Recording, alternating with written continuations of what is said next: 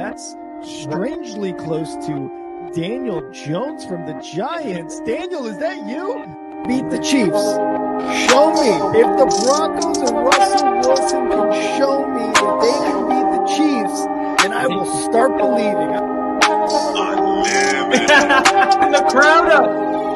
And so are this defense, and Kansas City won't snap the ball again. The Denver Broncos have beaten the Kansas City Chiefs. David Montgomery on the Lions. Former Bear, gonna make this his revenge game for sure. David Montgomery gets the touchdown that ices the game. No! And there's a flag. There's flag. Snap, hold, kick. Denver wins! Denver wins! Let's go! They open. No! What happened? Oh shit. Yo, what's up, everybody? Welcome back to the only football podcast tonight. CeeDee Lamb has gotten that bag after a few weeks of back and forth between Jerry Jones and their star wide receiver. CeeDee Lamb has finally gotten paid. We're going to talk a little bit about that. We're going to talk about some of the roster cuts, people being waived. And Kyle, a very, very specific Denver Bronco wide receiver, has just been waived by the Denver Broncos. And of course, we're going to get into the chives with Kyle. Let's get it.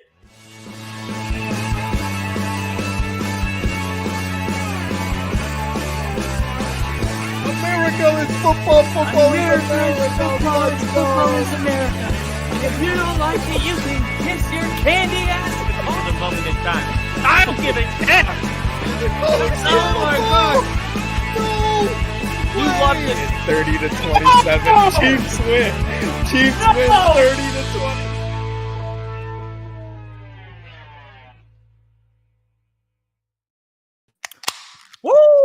Woo! Ladies and gentlemen, we here.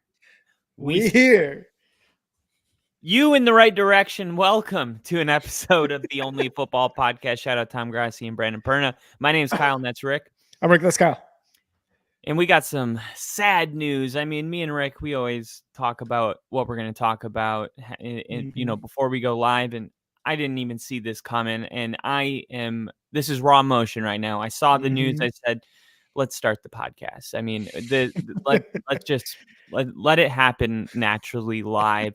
Tim Patrick is not going to be a Denver Bronco anymore. And it's especially sad because Tim Patrick is one of those guys that wasn't drafted very high. He came on as a no-name player, and he just had very good work ethic. He was the epitome of reliable.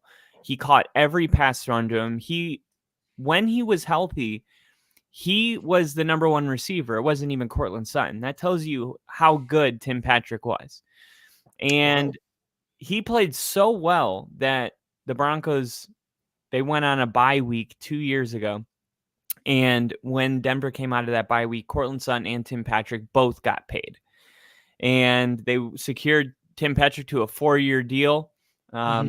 He was an undrafted free agent out of Utah. These undrafted players, I say this all the time, they have to steal a base. Like they are not going to get to stay on a 52-man roster for, we drafted him too high to cut him. These guys earn every single snap they get in real meaningful football. And Tim Patrick's story going from undrafted to a 4-year multi-million-dollar deal was pretty incredible to watch, and nobody deserved it more than him. Unfortunately, in the offseason of acquiring Russell Wilson in 2020 or 2021, no, 2020. Yeah, 2021. Yeah. 2 years ago. We'll just call it that. 2 years ago, we acquired Russell Wilson, and Tim Patrick is running drills, and he tears his ACL, and he's out for the season. And it is a major blow to the Broncos, and we're sitting there thinking, oh my God, that is just, how can we even, Russ just lost his number one receiver. That's how we felt. Yeah. And then he goes through rehab and he gets healthy, and it's like, okay, we get Sean Payton. This is going to be Russell Wilson's bounce back year. And Tim Patrick tears his ACL in practice, out for the season. And you get 2 season-ending injuries back to back. And you think this injury gets in your head at some point. Well, all you need to know is Tim Patrick changed his jersey number this offseason because he was just trying to get rid of the old juju and kind of walk into a new era with a new number and finally get to, get his reputation back. And he seemed, I've been watching podcasts all day about Denver's projected 52-man roster. In every single one of those episodes, Tim Patrick was a lock. He was like, okay, Tim Patrick, Cortland Sutton, Marvin Mims Jr., Josh Reynolds, they're a lock. Troy Franklin, lock. So then you start going, okay, well, who's left? Because there's been so many players playing really good. And this kind of just drives home that point. There's been guys playing so well in the preseason that Tim Patrick's comeback efforts have now encountered a fork in the road, and the Broncos are going to move on from the veteran wide receiver. And that was reported today, this afternoon. Sad day for Broncos fans, because he scored a touchdown in the preseason, and the standing ovation that he got, the way the bench cleared to go give him a hug and just be like, dude, you did it. You came back. Your dedication and your resilience is just incredible, and everyone could appreciate it. But I guess that's not going to be enough to secure a roster spot. And in an offseason where Sean Payton has gotten rid of a ton of players, I don't know why we thought Tim Patrick was as safe as he was, but I feel blindsided as a fan. I did not see this coming, but I guess Sean, looking through the tape is like, maybe we're getting the same production out of somebody that's going to cost way less, that's way younger, and not coming off 2 season-ending injuries. And that's the unfortunate thing about this game, is sometimes it's not nice to you. And sometimes the business side of it feels unfair in a way. But Tim Patrick made a lot of money just rehabbing the last couple of years. So it is really sad. Patrick appeared to be building momentum towards a significant comeback season, admitting it felt good to record his first catch in over 2 years. And what did he say after that game? He said to the fans, you haven't seen anything yet. And now he'll have to deliver that promise to a different uniform. Very sad, but whatever team that does pick him up is going to get a really good player, a really good weapon, and probably get him for pretty cheap. So Tim Patrick expected to be cut tomorrow for the roster cuts for the 52-man roster. Sad. Yeah, hopefully, I know it's a sad thing, because even like from someone on the outside looking into the Broncos organization, I was thinking Tim Patrick was a lock too. Like we talked about Mims, Cortland Sutton is obviously wide receiver number 1. So it was difficult for me to even think about Tim Patrick not necessarily being on the Broncos. Obviously the him signing that deal and then being injured the next 2 seasons kind of sucks. And I'm sure that's the last thing he would have wanted, right? To get paid and then to just not be able to play.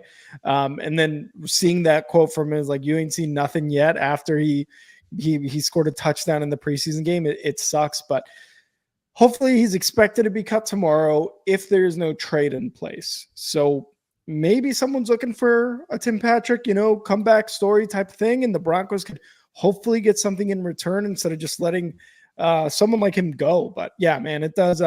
It sucks, because again, on the outside looking in, I thought he was safe. And even Nick's like, I really hope the Tim Patrick thing just isn't true. Fellow Broncos fan. Yeah, and you mentioned, like, I hope that somebody picks him up. He'll have suitors. He's proven that he's finally fully healthy and capable of contributing. So I think there's going to be at least a couple of teams that are going to want to pick him up right off the bat. I think of Pittsburgh, who needs a receiver, and Russell Wilson's over there.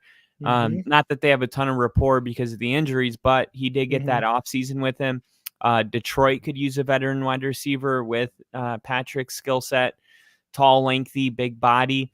But I think the goal here is to see if Denver can swing a trade before tomorrow's deadline, because then they're going to be forced to release him for free, essentially.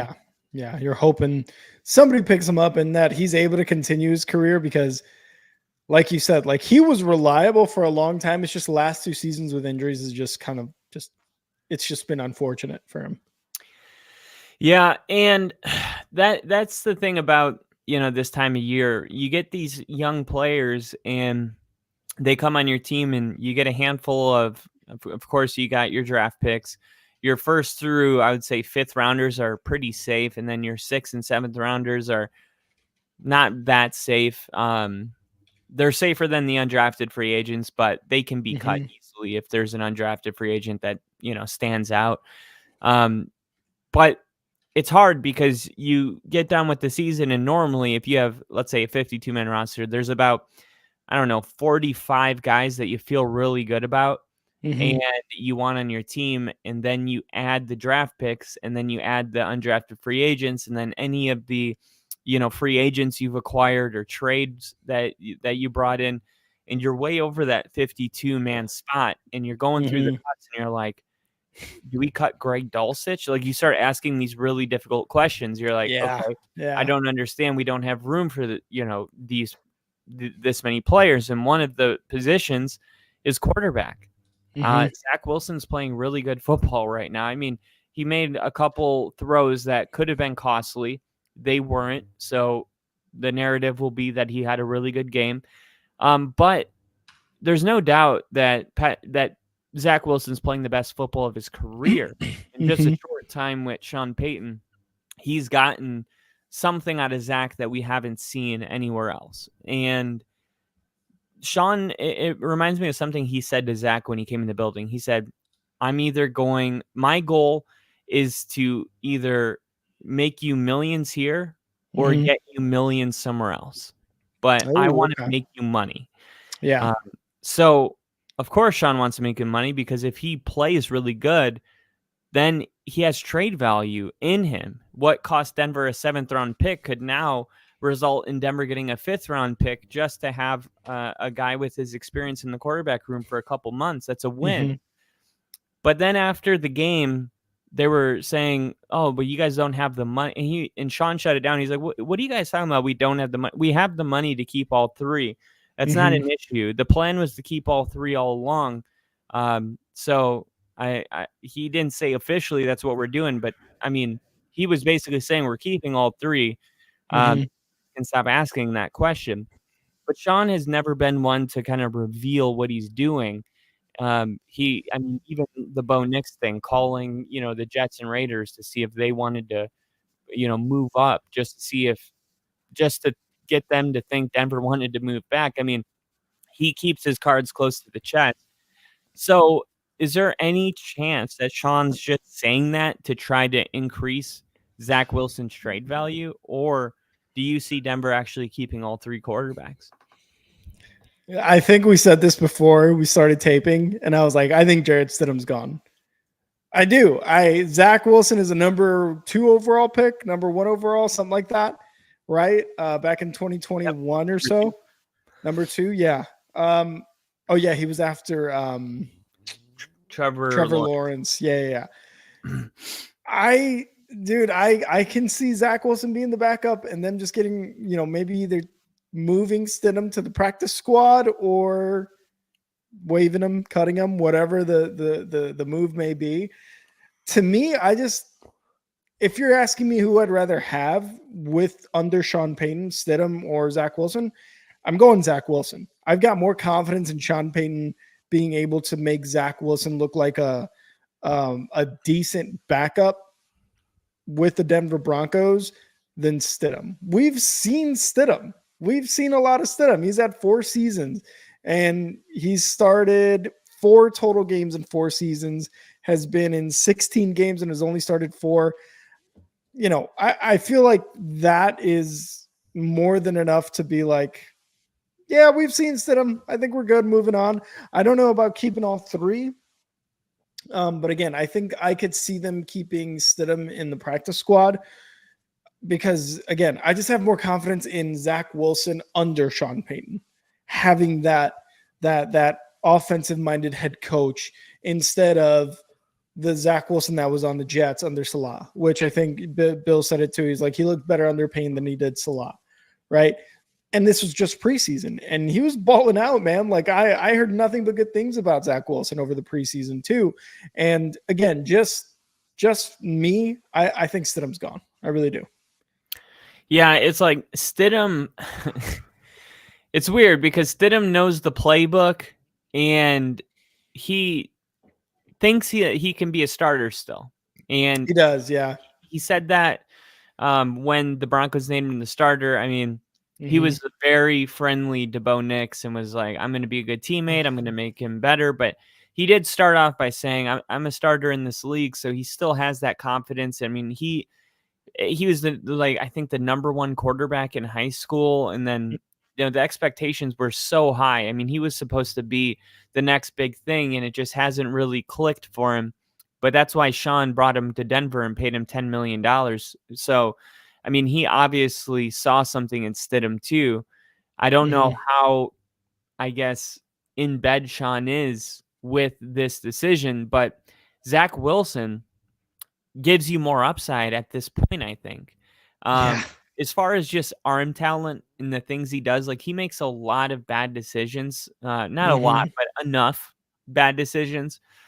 But I mean, for instance, Todd Davis, who is our linebacker during Super Bowl 50, he was on the podcast today, and he was doing an internship for coaching this whole offseason. And he just finished up the internship, and he was like, I'm telling you, like when you're watching Zach Wilson throw the ball, like he has that like Aaron Rodgers type of throw where it's just like he makes a throw that just makes you want to start him. Like you're just like, God, you can do that. You're a starter. Like you should be starting if you can make these type of throws. But there's just been. Then you see the decisions he makes, and you're like, never mind.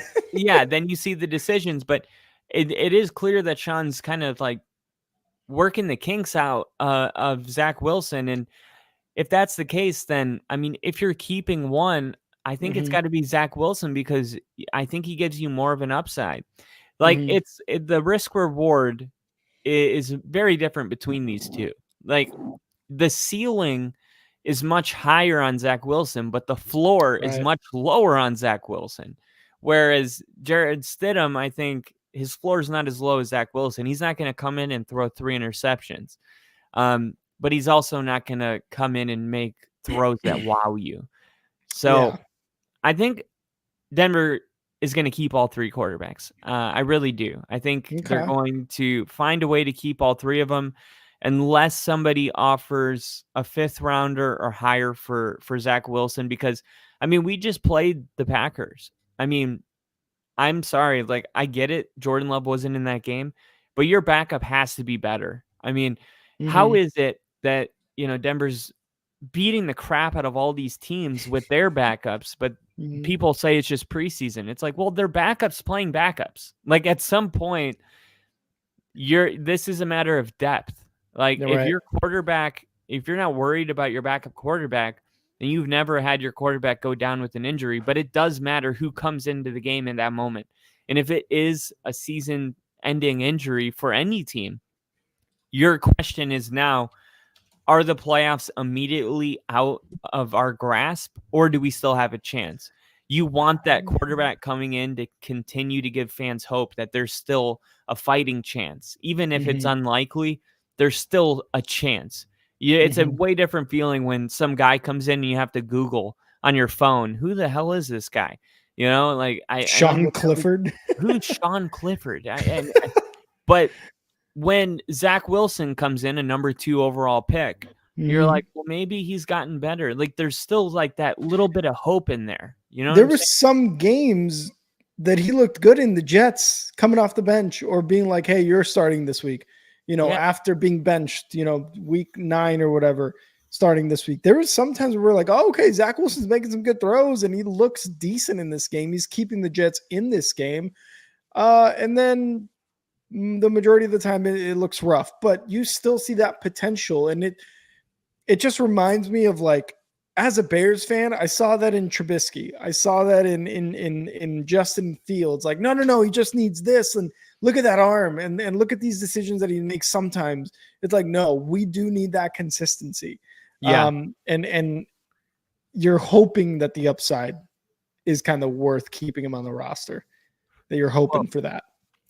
Well, there's a couple players that Denver's going to have to make tough decisions on. Those quarterbacks are on the list. When the draft ends, normally there's a handful of undrafted free agents that get selected.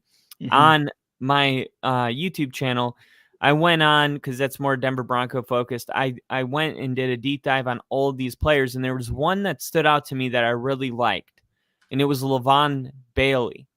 And I said, Levon Bailey, out of all these free agents, undrafted free agents, he is my favorite. He's very instinctual, and I like the way he plays football. I think he's going to make the active roster. See, Denver has a long, rich history of undrafted free agents, not just making the roster, but being standout players. Philip Lindsay, first undrafted free agent to rush for over 1,000 yards and then make a Pro Bowl. Chris Harris Jr., part of the no-fly zone with Aqib Talib, undrafted free agent.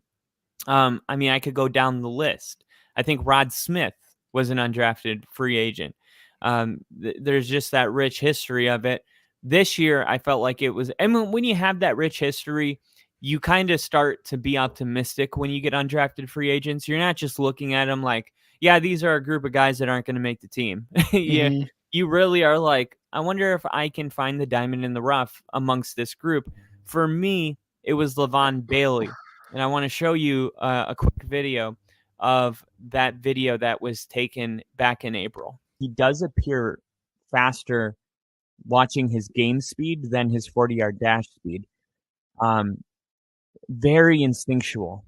When you have a linebacker that's very instinctual, that's when you get these kind of interceptions. Think about it. A lot of times when a football gets thrown over the middle of the field really fast, it doesn't get caught. And we're like, oh, that's why you're a linebacker, not a receiver. The ones that are very, very instinctual, they almost catch the football and then are surprised of what they have in their hand. You look at this play one more time. That was an insane grab right there. Lavelle Bailey, he was really fun to watch. Bailey, I think, was my favorite linebacker to watch. I mean, he's very instinctual. He was, when you go through all the highlights, I think Lavelle Bailey were my favorite of all of the undrafted free agents. Tune intercepted. Picked off by Lavelle Bailey. A cutback. Being chased from behind, and Bailey is going to go.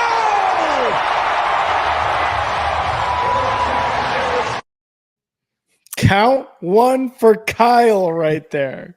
Well, we still don't know if he's going to make the active roster, but I did say that the linebacker position was the position group where I felt like an undrafted free agent could come in, because there was a hole there. Josie Jewell goes to the Panthers, and it was like, okay, who's going to be on the other side of Alexander Madison? Well, I thought that Lavelle Bailey could come in and play that role. Tomorrow's a big day because we're going to find out if he did enough to get that active roster position. The preseason grades are out on a lot of players. Zach Wilson got a 68.7, and that's a good grade. Tyler Batty, he had 72.3. He led all running backs, including Audric Estime and Blake Watson. The best receiver was Jalen Virgil, Brandon Johnson, Michael Bandy. David Sills had a really good preseason. Then Troy Franklin, Devon Valley, and Philip Dorsett.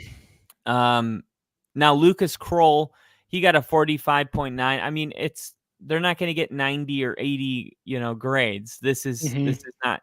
What you're just seeing, is there a good enough grade where it can grow from that point, and later down the road, we can turn that 68 into a 78 or an 80, because then you got a good role player for a discount.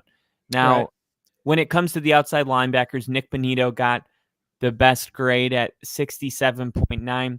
Jonah Ellis is going to be really good for a while. He was a steal in the second round. I'm hearing great things out of the organization from Jonah Ellis. People that have been there all offseason are like, he's going to be a great pass rusher. Remember his name, Jonah Ellis. And then the inside linebackers, which is where we're at now. Okay. The number 1 graded inside linebacker was Justin Stranad with a 71.3. But believe it or not, the second best linebacker of all the players that played was Lavelle Bailey, who got a 69.6 grade. Oh, nice. Almost a 70.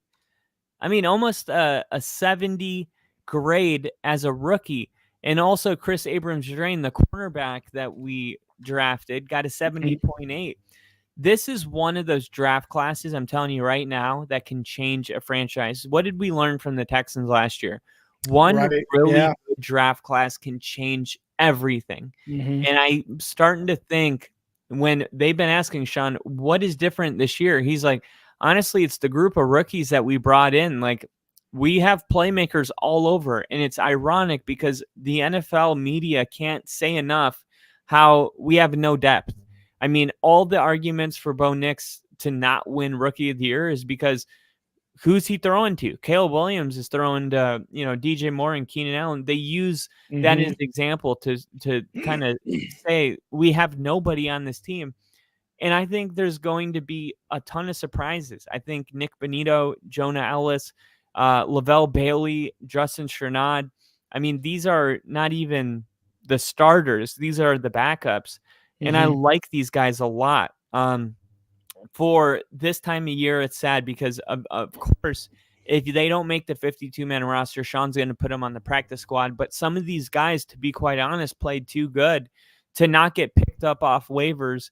They're not going to last on. So this is why Denver has to keep 3 quarterbacks, because if they cut one of them, there's plenty of teams that would take Zach Wilson in a heartbeat as their second string quarterback.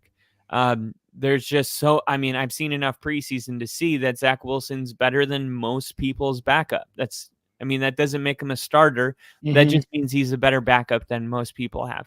So, you do have to kind of put some of these guys in the practice squad, but it's sad because there's no guarantee that they're going to be there when, an injury or whenever you want to elevate them, they may no longer be with your team.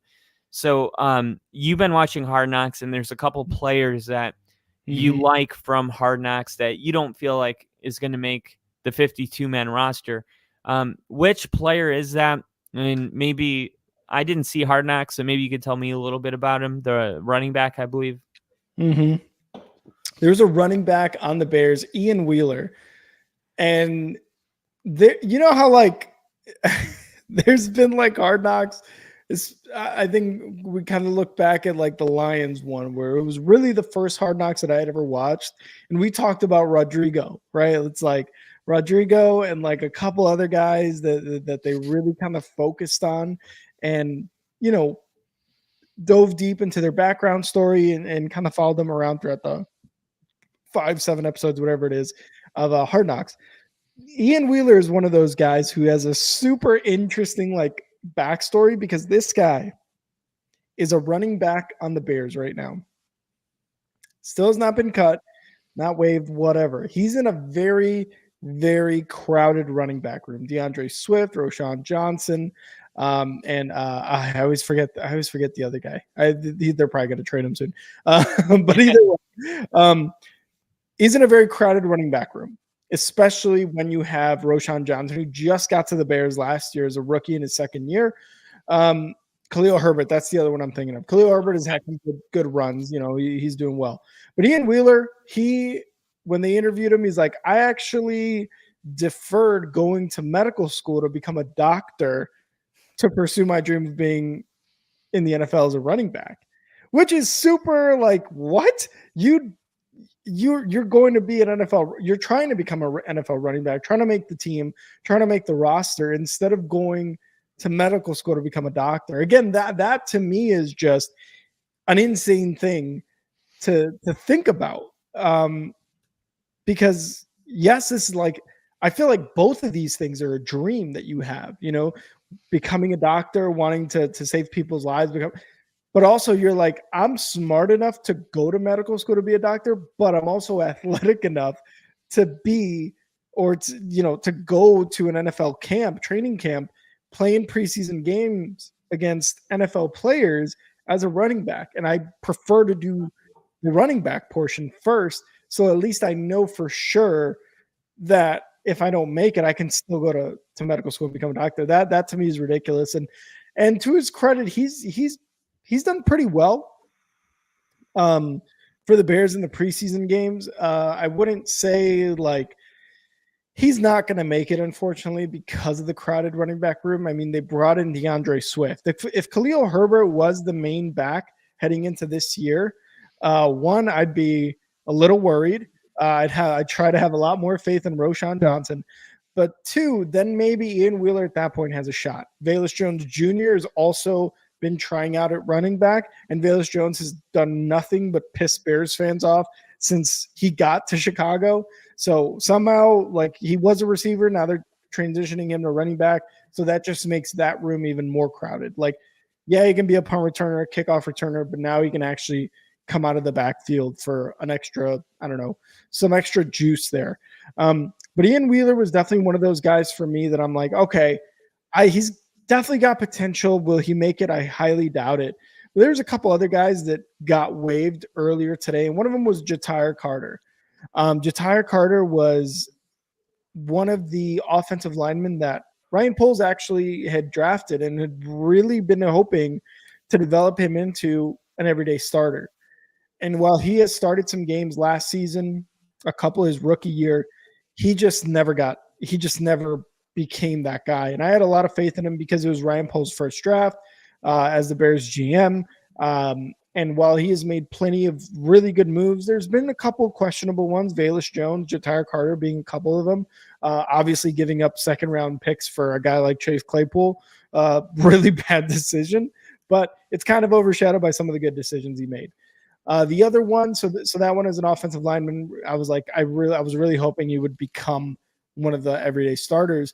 The other is a safety, Quindell Johnson, who I like to see playing, and he's had a few starts here and there last season as a safety, and he's done really well during the preseason too. It's just, again, you bring in what's his name? Oh my god, Simone Biles' husband, whatever his name is. His husband? Simone Biles.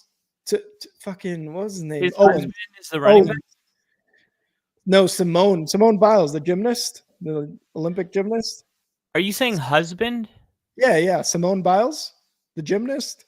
Oh, okay. Is that a woman or a man? That's a woman. You Oh, don't know who Simone Biles is? I don't know. What? Kyle! I thought you were talking about another player on the team. Oh my god. These guys are married and they're on the same team. They're just fucking in the locker room. So Owens, you bring in Owens, you bring in Byard, you've got Jaquan Brisker back there. Like, again, it's another crowded safety room. So those are really the only few guys that I'm kind of looking at that I'm like, it sucks. They're talented, or at least I've wanted to see them be successful, and they're just not going to be, unfortunately. But Ian Wheeler is probably at the top of my list all throughout Hard Knocks. He's been one of those guys that the story is interesting and you're rooting for him. You just know that it's not going to happen. Jonathan Owens. Yes. Thank you, Bill. Jonathan Owens.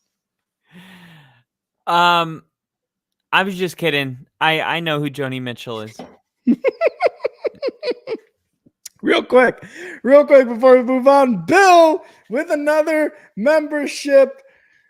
He gifted another membership. It went to a Chris Daniels. So hopefully, Bill said, eventually I'll bring people back to the show just by gifting them all memberships. That's so true. Bill, time for another Only Football announcement. Only Football announcement. today was a moment that will live in history. Here we go.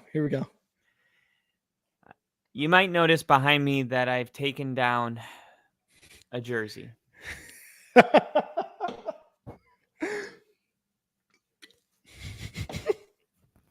Zach Wilson's jersey. Russell Wilson Okay. is no longer going to be a part of my backdrop.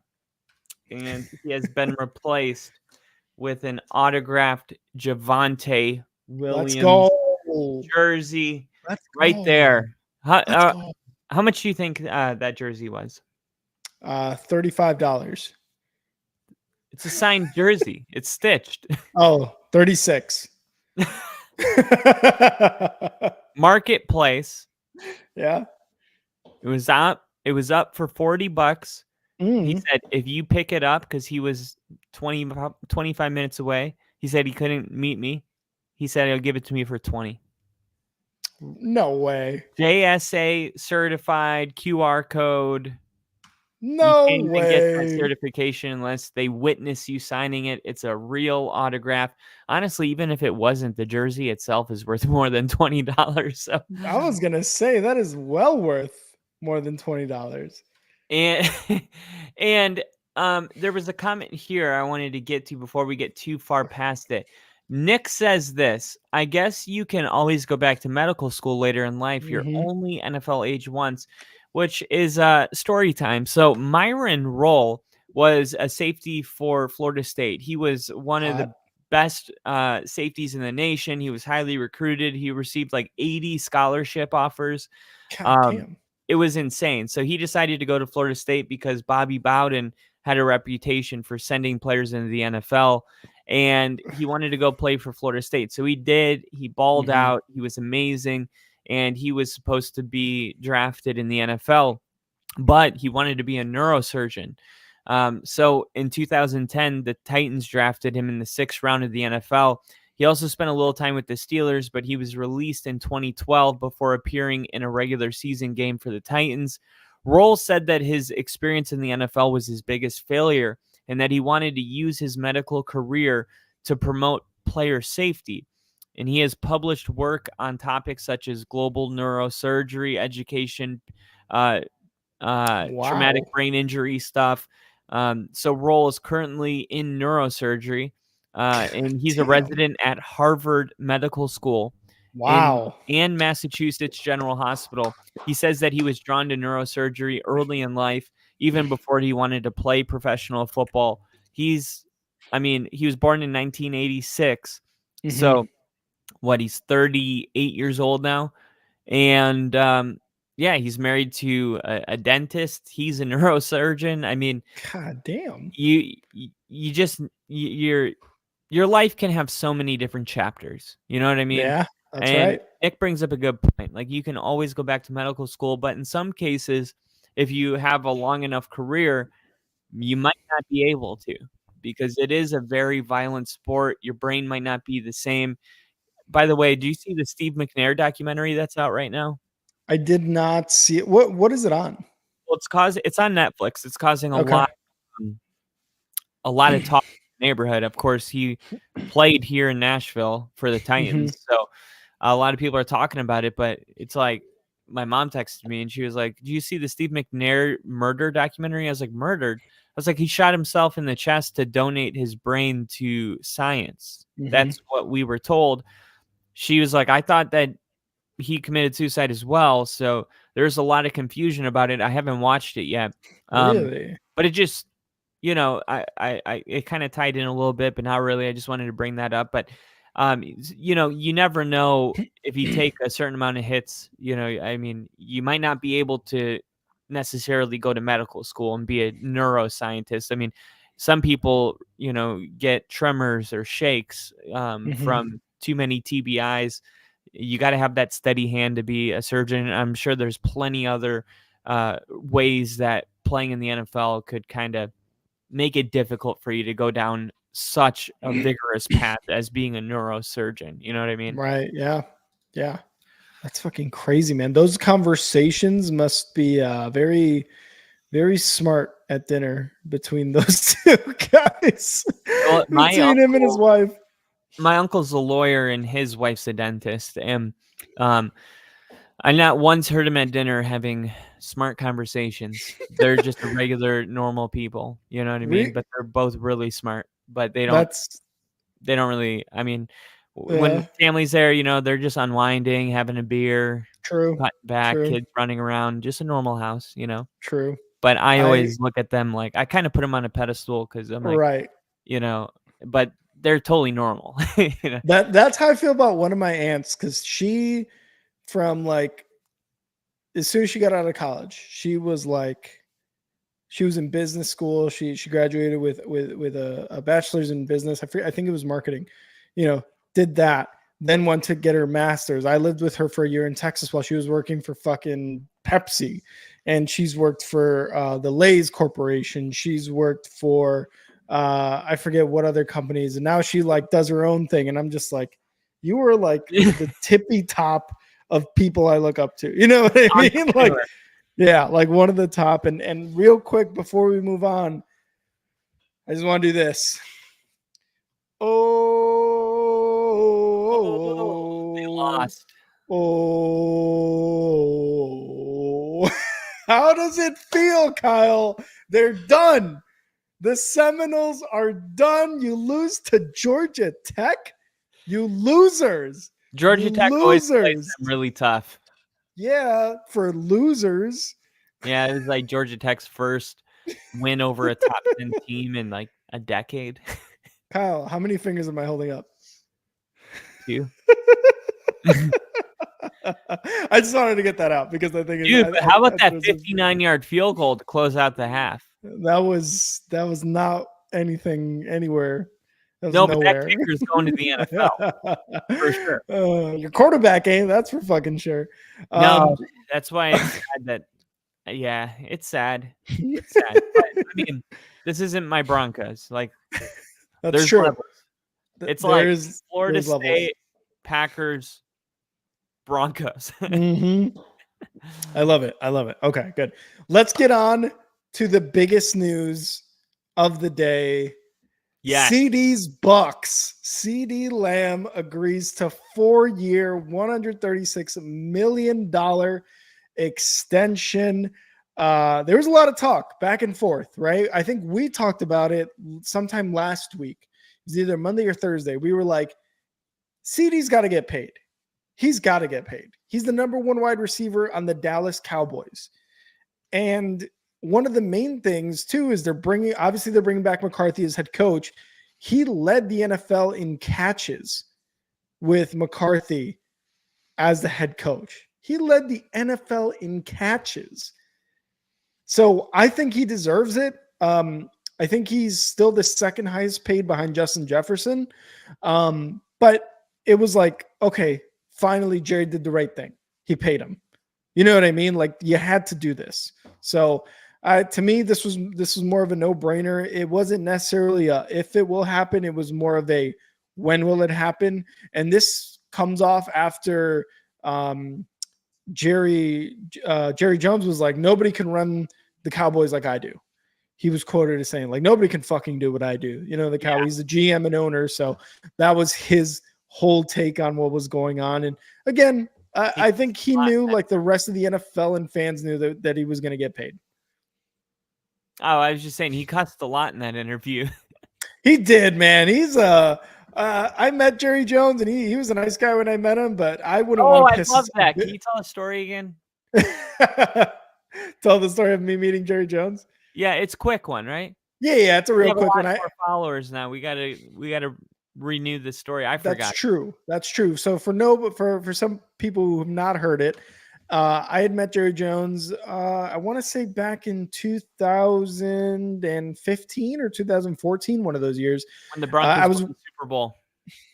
I don't remember that. Nobody does. I was working at the Miller Coors building in Chicago, downtown Chicago, right across the street from the Sears Tower. It was awesome. It was a sweet job, sweet gig. I was a bartender. Totally got fired. I drank too much on the job. No, I'm just kidding. A lot of really cool people there. It was a really cool it was a really cool, just like a gig. It wasn't necessarily a job per se. It was more like a side gig. You come to this bar, work for 3 hours and such. Anyway, worked there for a while. I was working there for a few months. And one day they're like, hey, tonight is going to be a little different. There's going to be no people from the actual office coming up to the bar, because that's what it was. An after hours work bar that you just went to, had a couple beers, hang out with some people, talk shop, if you will. And, you go home for the day. But they told me, they're like, hey, today's going to be a little different. We're going to have people from the Bears and people from the Cowboys. They were playing that Thursday night or either Sunday night football. It was one of the primetime games. So I was like, oh, okay. I'm assuming we're going to have like, just some random execs, nobody really big, not really big names or anything. Sitting there, I'm standing there at the bar waiting. We're getting ready, we're cleaning up, getting ready for these guys to come in. And I start seeing some people start shuffling in. And I noticed Ted Phillips was one of the, I think he was the CEO of the Bears at the time. No longer the CEO, thank God. And I didn't really care for Ted Phillips. A lot of Chicago didn't really care for Ted Phillips as Bears fans. So I was like, okay, whatever, Ted Phillips, cool. Didn't really see anybody else. Didn't see any of the McCaskies, nobody big name like that.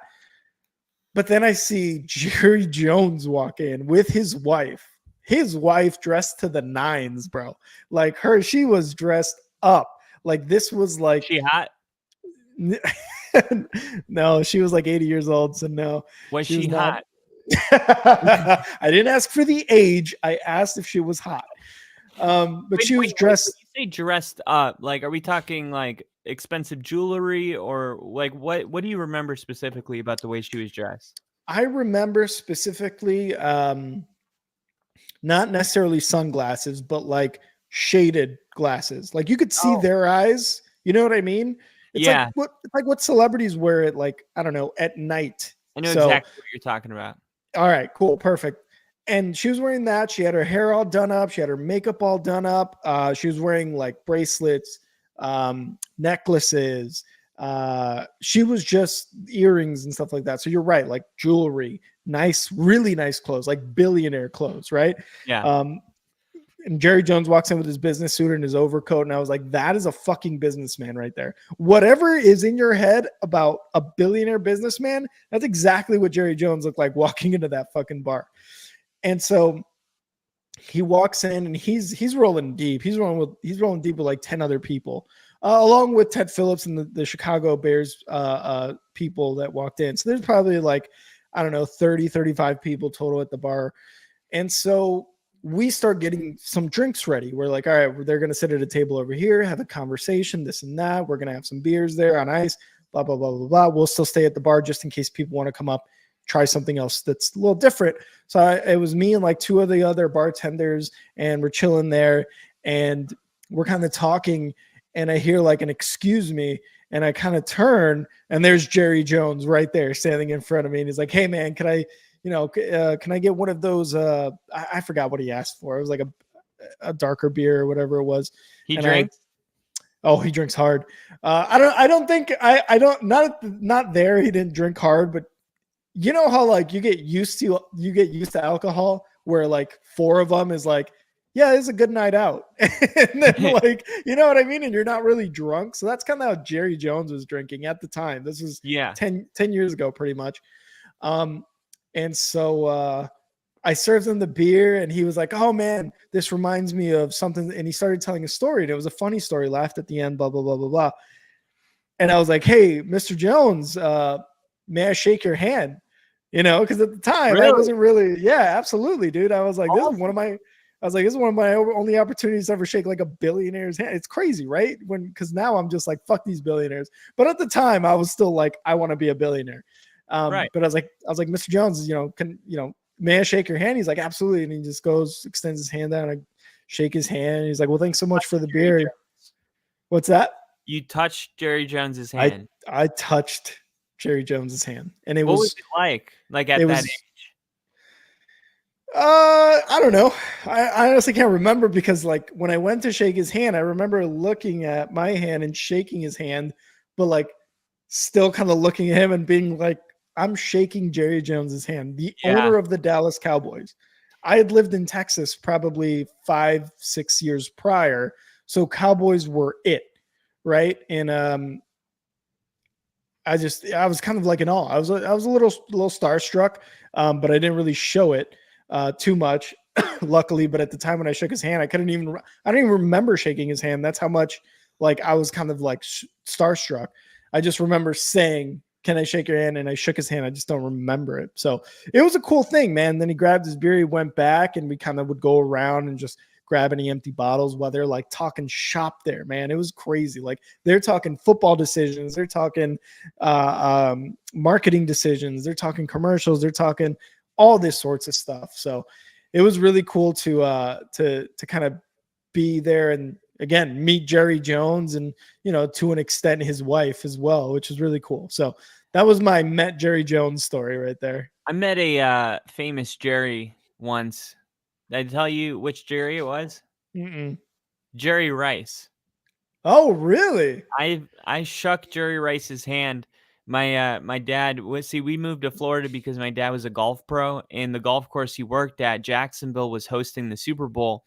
And when a city hosts a Super Bowl, all of the big wigs come into town because Jerry Rice is, and they have access to the field and stuff. It's an event, celebrities. Mm-hmm. So, I mean, you guys know what the Super Bowl is like. So anyway, my dad tells my mom, and he goes, bring the kids like now, So we get in the car and we go there. I have no idea what's going on because I'm too young to really understand, even like I barely understood Jacksonville was hosting the Super Bowl. Like I wasn't young, but I was naive.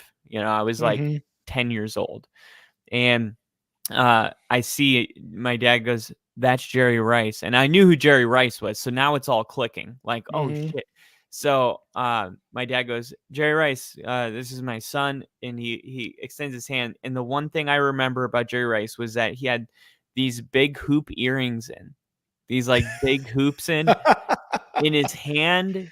I'm not kidding. It felt like my whole entire fist was like taking up this much of his hand. Like I'm telling you, I shook his hand and his hand like wrapped all the way up to here. Yeah. I was just like, oh my God.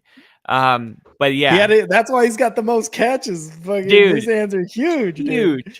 And I met Brian Westbrook in that same moment too. He was a running back for the Eagles. Oh, that's right. Yeah. Yeah. But yeah, that's cool. I just thought we should share those stories because we both met famous Jerrys.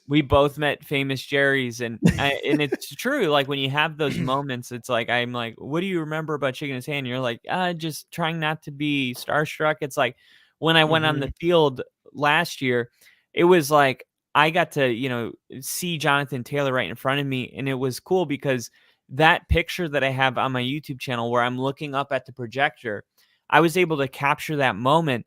And really like remember, like soak it in, dude. I didn't even tell you there was a P8 that did the flyover at that game. Oh, okay. It was like That's such sick. a magical moment that was like out of a movie. But you think like that whole thing, the announcement, the waving, the whole thing lasted like a full minute. And it wasn't until the very end that I was able to capture it. The first 45 seconds is just adrenaline, Yeah. It's just adrenaline and like you're not remembering any of it. And then luckily for me, the moment lasted long enough for me to get like something that stuck. And that's when I looked up at the projector and saw like, oh wow, this is happening. But when I met Ray Allen or Jerry Rice, like those moments are so quick that it's like it's almost like it's gone before you even know it. It's like, oh, that happened, and then it's over. Yeah. And it's like, I wish I had some. That's why I love autographs in person because it's like my autographs on this jersey, they tell the story of when I got to meet the player, and it lasts, a lot longer than your memory will. You know what I mean? Right. Yeah. And it's one of those things, like you said, like, what do you remember? It's like, I'm trying not to like, I don't know, feel starstruck or make an ass of myself. And that's exactly what it was like. Cause I only remember really like him coming up to the bar, asking for a beer, me doing that, giving him a handshake, and then kind of going around, picking up empty bottles around that table, making sure, and just hearing them kind of, yeah, pretty much. And just kind of like hearing them talk. And I was like, this is This is fucking sick. You know what I mean? Billionaires do. Yeah, exactly. Crafty said, did he have stickum on his hands then too?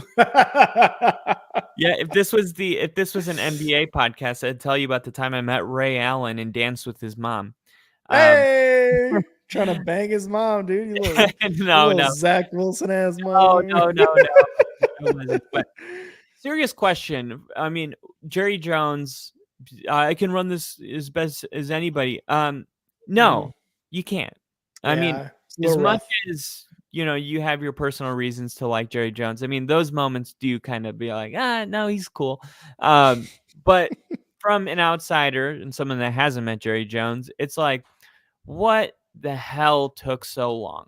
And that's kind of like, Yeah. I don't want to just brush past this and be like, oh, CD got paid without addressing this issue, because this issue is going on with Dak Prescott, and it just got resolved with CeeDee Lamb. Let me ask you this.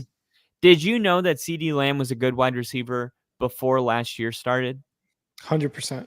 Right. Nobody questioned it. And the thing is last year they could have gotten CeeDee Lamb to play on a 4-year deal, making $25 million a year, or maybe $20 million a year.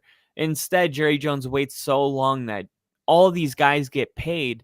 And it's like, you knew he was good. You drafted him. Jerry Jones has a reputation for trying to pay his draft picks to kind of toot his own horn, if you will, to say like, look, the talent that I found was worthy of a long-term contract. So it's like, what gives? Like, you knew you wanted to pay him. You knew that he was a star, and you waited until you have to make him the second highest annual salary in the NFL, only $1 million shy of Justin Jefferson. But what do you think is the problem with Jerry Jones? Some people say, like, I have the money to pay my bills, but I'm always late on my bills. I don't know why. It's like, I have the money to do it. It's just, I don't like doing it until it's a procrastinating mentality where it's like, I don't do things until I get an anxiety that builds up into me to do it. And I don't get that anxiety until it's late. And that's a serious problem. And I know firsthand, because I live with it. It's like, I'm at work every day, not late, but at 7:59. I am not a 15 minutes early person, because I don't actually leave my house. It's a 7-minute drive, and I don't leave my house until 7:50. And that I figure, well, it's a 7-minute drive. I'm giving myself 3 minutes, and I've never been late. But something happens at 7:50 where I'm like, I gotta fucking go. And I feel like the same thing's going on with the Cowboys, where it's like, okay, week 1 is less than 2 weeks away.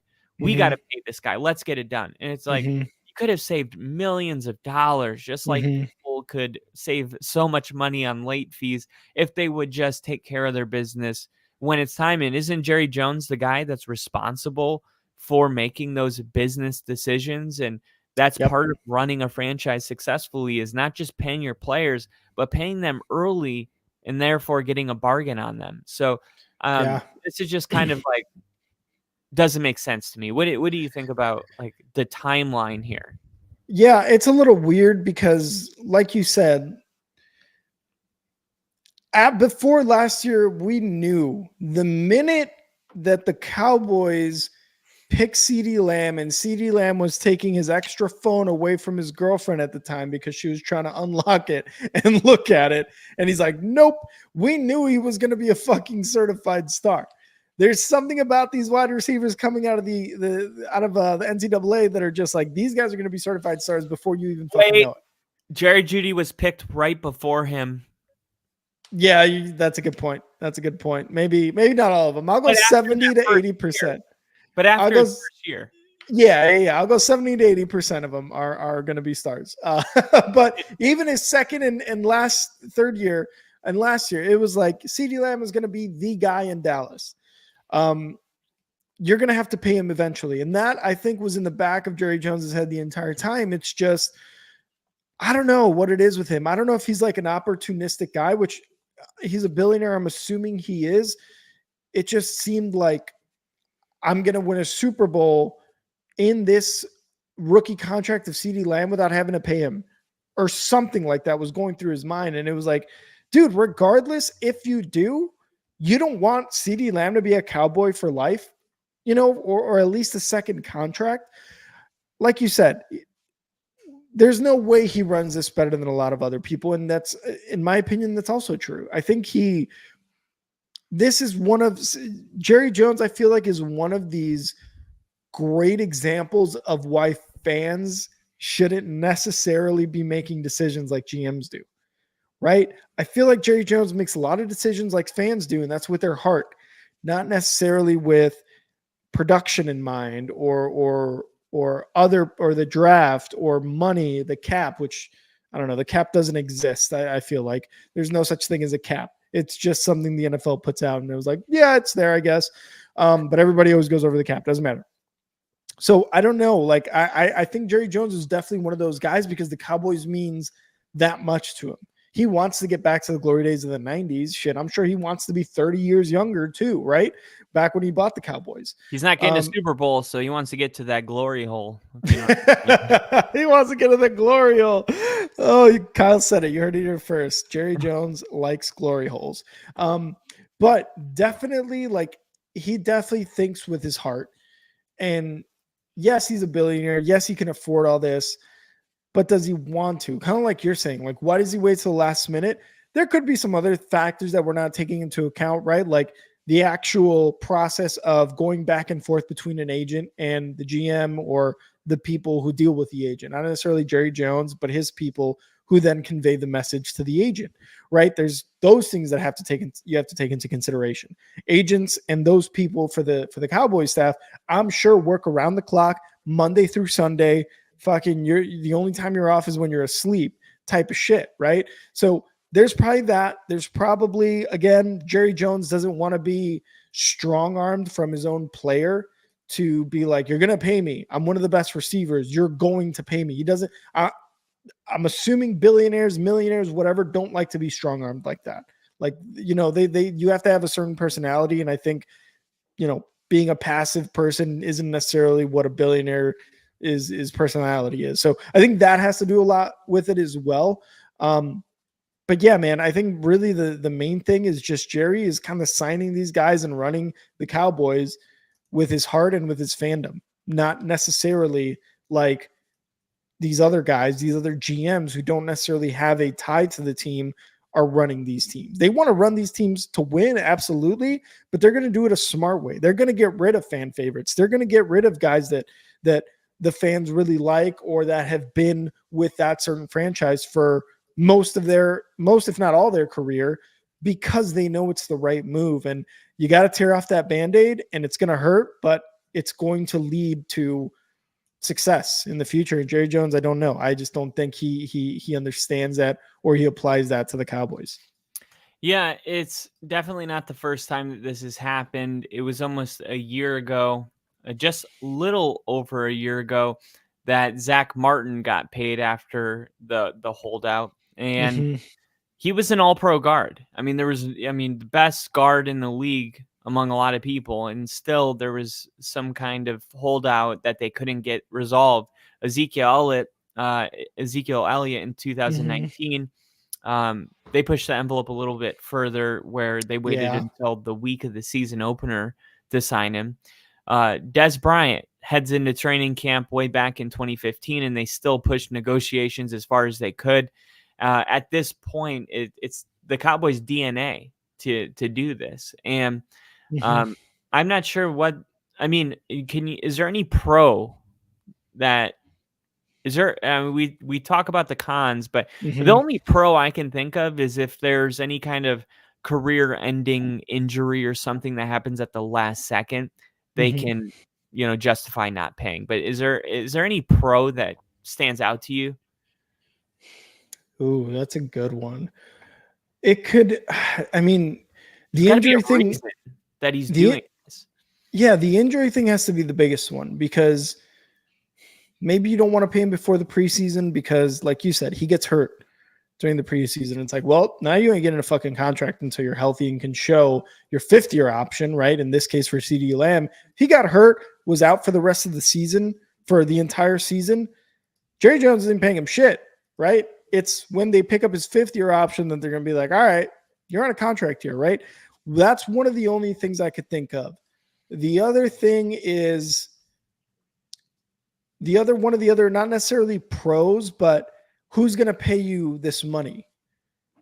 Because these owners, GMs, they kind of have insider knowledge as to who can and cannot pay you, or who wants to and who does not want to pay you.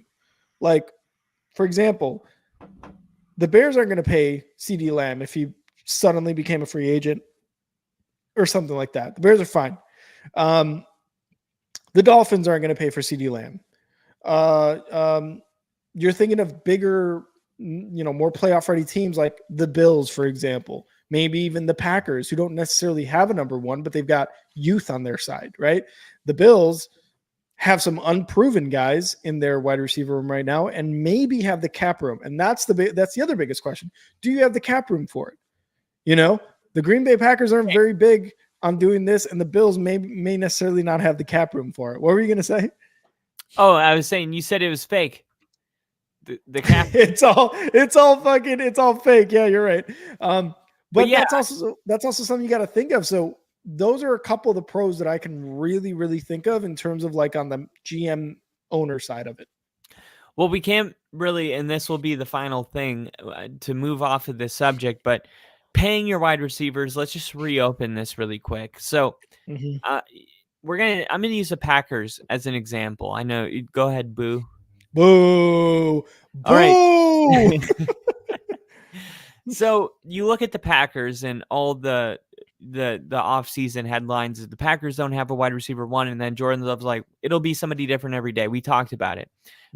Jatavion Wicks is probably the best real-world wide receiver 4 in the league right now. Bo Melton's probably the best wide receiver 5 in the league. And you look at all these receivers: Christian Watson, Romeo Doubs, Jaden Reed, Jatavion Wicks, Bo Melton, Malik Heath, and Grant DeBose all equal $32 million. CeeDee Lamb's 136. So as a franchise, it's like, okay, does it benefit us to pay a wide receiver more money than the entire wide receiver room? I mean, look at Green Bay. They almost make it to an NFC Championship game with a quarterback starting his first time. I mean, eventually these guys are going to get better, and then they're going to have to get paid, or they're going to have to move off of them.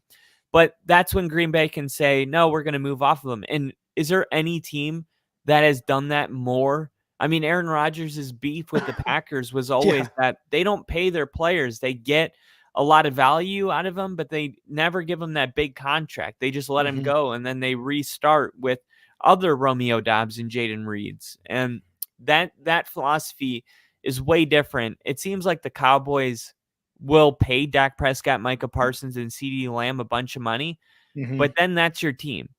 And the question is that going to be enough to win a Super Bowl, or do you pay your whole, do you invest? I don't even know where the Packers do invest, to be honest. Like, they invest in the draft, and that's it. Yeah, like I feel like the Packers are never in debt, if that makes sense. Like they're never like, oh man, how are they going to pay all these contracts? Like they're always in a good situation because they're not paying their players when it's time to pay them.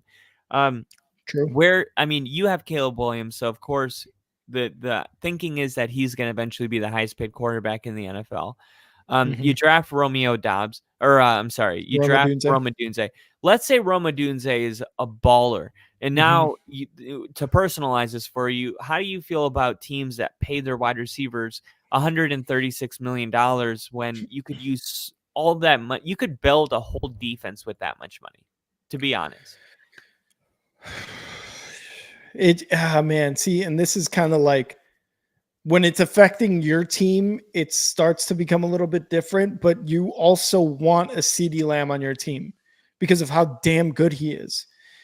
And it gets to that point where, we talk about the Packers, and the Packers have been one of those stories with their wide receiver room. Yes, you just paid Jordan Love, and your wide receiver room is full of guys with a lot of upside and who have shown, while you don't necessarily have a number one wide receiver, a guy who's constantly getting 1,000 yards, you're able to spread the ball around to all of these guys, 4 or 5 guys, 750 yards to each of them, not including your tight ends, right? And you're able to get like 5, 6 touchdowns to each of them, possibly, right? Like on the higher end, really, if you're kind of spreading the ball around like that. It goes back to one of those things where the Bears, for a certain amount of time, had something like that. They had a number 1 wide receiver named Earl Bennett. He was by no means a number 1 wide receiver, but he was decent. He was sure-handed. He was not a 50-50 guy, but he was sure-handed wide receiver. And for the most part, throughout his career with the Bears, he was leading them in yards. But you also had your running back, Matt Forte. You had your tight end, Greg Olsen. You had this guy over here who was a wide receiver 2 and your wide receiver 3. And you were able to spread the ball around. And at that time, I was kind of thinking the same thing. I was like, well, we don't need a wide receiver 1. All these guys can catch the ball and can score touchdowns. But it's more reassuring to get you a guy like a Devontae Adams, to get you a guy like DJ Moore, a Cortland Sutton, Tyreek Hill, some of these guys that are number 1, a Justin Jefferson, who make ridiculous catches, who have this mindset of just wanting to win, and that is all they want. They want to be the best wide receiver they want to be, and they want to win, and they want to score touchdowns. So it's one of those things where I'm like, do we spend $136 million on one guy if he's a baller, or do we spread the love to 3-4 other guys who, for that 1 year, you know what I mean? Like, make that one guy's yearly salary. 5 of those guys make one guy's yearly salary. I don't know, man. I really don't know. I love the insurance of having that number 1 wide receiver who you can always throw the ball to. In my case, DJ Moore, who you can throw the ball to and you will know he's going to catch it. And if he somehow shakes his defender, it's probably going to go for a touchdown. But part of me also wants to have like 4 guys who are on their rookie contracts who have just in year 2 all have gotten at least 750 yards and 4 or 5 touchdowns each. Like, part of me likes that as well, because you're playing small ball in a way where you don't necessarily have a guy like Tyreek Hill who's racking up 1,800 yards a year. And while that sucks because his production is of 3 of your wide receivers, he's also taken up 5 of your wide receivers' yearly salary. I'm just one person. So I don't know. I'm kind of torn, but if you were to like put a gun to my head, I'm going, give me a wide receiver 1 like a Tyreek Hill or a CeeDee Lamb who's bringing in 1,700 yards, 100 plus catches a year, 10 whatever plus touchdowns a year. I think I want a guy like that on my team more than, and I'll pay him more than I would want the other option. Yeah, I mean, really, I feel like the Chiefs are a really good example of this. Like, you got your 1 star, Patrick Mahomes, and then you just kind of take in Juju Smith, right? You take in Hollywood Brown. You take in these guys, and you're like, Mahomes will make him good enough. Like, if you're saying that Dak Prescott's not good enough, he's not Mahomes, then maybe he does need CeeDee Lamb. Like, maybe he does need, maybe Tua does need Tyreek Hill. But maybe if Caleb Williams becomes as good as Mahomes, maybe he doesn't need that type of wide receiver. Like, we'll have to wait. But breaking news, the Dallas Cowboys are making all kinds of headlines today. And I remember saying last year that Ezekiel Elliott leaving the Cowboys and going to the Patriots, and then his career just ending. I was like, that was weird. I didn't expect that with the move the Vikings made when they released Dalvin Cook. That was surprising, right? Yeah, I would say so. He goes to the Jets and doesn't play really well. Well, the Cowboys running back depth chart right now has Ezekiel Elliott on it, and then there's the short guy. I can't remember his name. How does this sound? Dalvin Cook and Ezekiel Elliott playing for the Dallas Cowboys, because that is what the future is going to potentially be, as Dalvin Cook is flying out tonight to visit with the Dallas Cowboys, reported 18 minutes ago by Tom Pelissero. And the belief here is that a deal is going to get done to put Dalvin Cook in the backfield with Ezekiel Elliott for the Cowboys next year. And now Jerry Jones has said all along he has a plan. Trust me, I'm going all in. Well, it's like been a joke all offseason, but to be honest, Ezekiel Elliott being back in Cowboys, not a big deal. He's not that great anymore. Dalvin Cook's fall off was a little more sudden. I still believe Dalvin Cook has good football left in him. I do. I don't feel that way about Ezekiel Elliott. No. And I think if you can get these two together who have found themselves in a similar spot in their careers where they were the best in the league and then they just kind of fell off, maybe this is a really hungry running back room with a lot of potential. What do you think about Dalvin Cook being a Cowboy? Tell you what, I like that a lot more than fucking Ezekiel Elliott. Ezekiel Elliott's running back. That's who I was trying to think of. Deuce Vaughn. Yeah. Ezekiel Elliott is he's done. He's done in the NFL. Unless he has some crazy resurgence that we've never seen from a running back that I feel like a lot of Ravens fans are expecting to see from King Henry. Although, to be fair, Derrick Henry is still has somewhat kept his productivity the last couple of years, even though you still think like, hey, maybe he's on the. I still think he's maybe on the downturn of his career as well as other people. But yeah, I would prefer Dalvin Cook be RB1 there than Ezekiel Elliott. He's only a few weeks younger, but Dalvin Cook has shown a lot more than Ezekiel Elliott has the last 2-3 years, I would say. Yeah, I don't see this as like a bad thing either for the Cowboys. The Cowboys realize what they have in Ezekiel Elliott and are like, yeah, we got to bring in somebody. We got to bring in somebody quick because we just lost out on Tony Pollard. Tony Pollard had a pretty damn good season last year for the Cowboys. Yes, it didn't look like Tony Pollard of 2022, but it's much better than Ezekiel Elliott of 2024. Let's just get that kind of straight, right? Like it's whatever Tony Pollard was doing or was going to do this year, it was going to be beyond better than anything that Ezekiel Elliott was going to do. So bringing in Dalvin Cook to me is a smarter move for the Cowboys if they do in fact sign him. I fully believe he will be running back one come week one if they do sign him. Yeah, I could see them using Ezekiel Elliott as just like a goal line. Absolutely.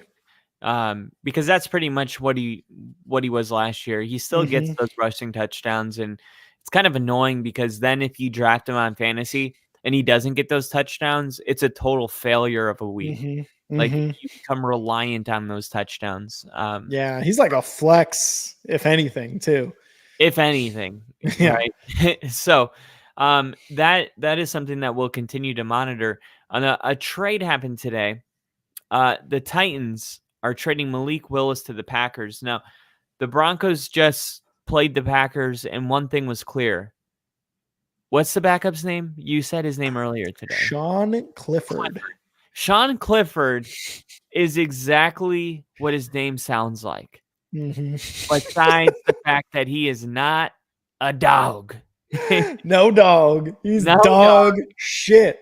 Just making mistakes in the red zone. Clifford is a big red dog. Regardless.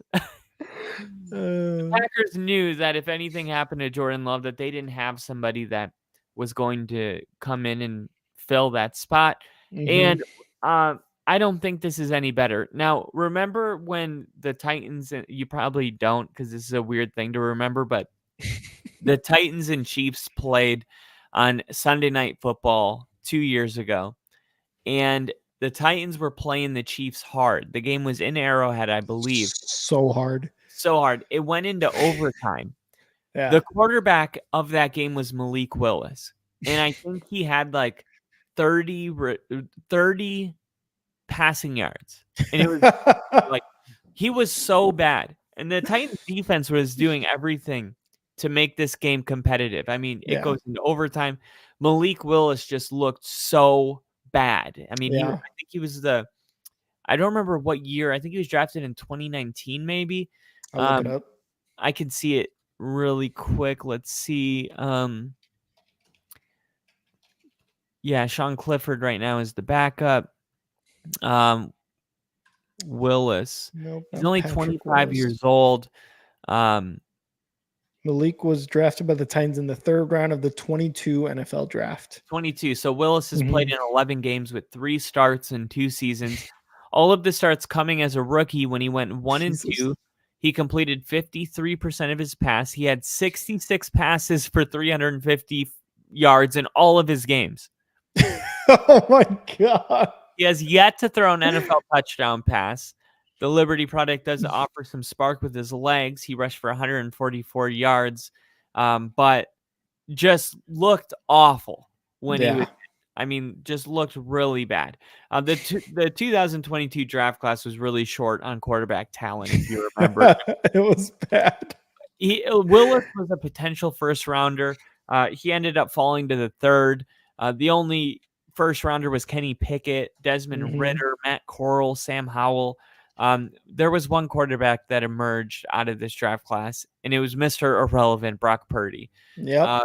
But this was not a good draft class, and Malik Willis, I don't know if the Packers are just like, well, it can't get any worse with freaking Sean Clifford being the backup. What do you make of this move? Or maybe Malik Willis can have a resurgence being with an actual starting quarterback that is of Jordan Love's caliber. I want to take all of you who are watching right now back to a time where Kyle and I were actually doing this podcast as simply just a podcast, not on YouTube. And we were speaking about Malik Willis being drafted in the 3rd round. And what, who was the quarterback at the time for the Titans? What was his name? Tannehill. We were talking about how Tannehill was saying, I'm the starter. I'm not going to be this guy's mentor. That's not my job. I can still start in this league. And Kyle and I were talking about that, and we're like, we don't know, man. Malik Willis might be the guy. You know, Tannehill's on the tail end of his career, which was true. It was just not true that Malik Willis was going to be this guy because of how dog shit he was.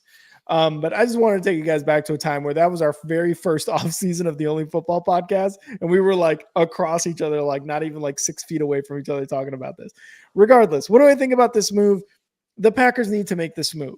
You have Jordan Love, who you just paid big bucks to, without a reliable backup. He goes down, your season is over. We talked about how Jordan Love is able to make guys like Romeo Doubs, Christian Watson, all these other wide receivers, 1 through 5, productive guys that you know their names. Dontavian Wicks, for example, right? Bo Melton, you know their names, even if you're not a Packers fan, because he is making these guys productive throughout the season and the regular season, going into the playoffs, beating the Dallas Cowboys, almost getting to the NFC Championship game. If it wasn't for Jordan Love being intercepted and throwing a really bad pass, boo Packers.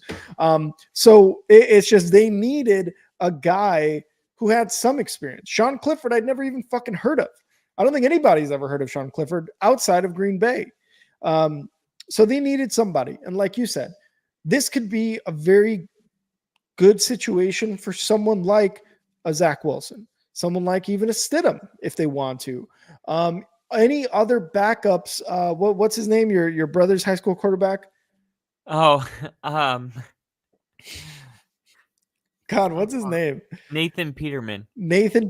Someone like him. I feel like the Packers would benefit greatly from having someone like those quarterbacks as the backup to Jordan Love, the guy who just paid millions to. Not wishing any injury on anybody, but you just saw what happened to the Jets last year after Aaron Rodgers went down. That's what happens. Your entire season goes to shit. And Bill with a super chat. Kyle said he'd help me in fantasy if I sent a $5 super chat. Kyle, you're fucking pimping out your fantasy prowess for super chats. You son of a bitch. He's just dun dun dun dun dun dun. Can I just say something really quick? No. All right. Go ahead. How come, and I not you specifically, but how come when people are talking about players, they're like, I saw this on the DNVR podcast today. They were like, of course, we're not wishing injury on anybody. It's like, why can't we talk about injuries without like stating that? Like, what kind of monsters would we be? You know what I Yeah. mean? If we were like wishing injury on people, like we should be able to have these conversations without being like, of course I'm not wishing for an injury. It's like, Mhm. no shit. Like, why'd you Yeah, even bring that's that up? true. Not you specifically, the whole world. The whole It's world. not And I think in general, it's one of those things where it's like, oh, knock on wood. You know what I mean? right, right. Yeah, I think that's what they mean by it. But when it's like Yeah. a division rival, like Tom Grassi when frickin' JJ McCarthy went down, he was like, like went out his way to be like, division rival aside, it's like, yeah, Yeah. of course. You know what I I mean? I listen to the podcast, the Barstool podcast, part of my take.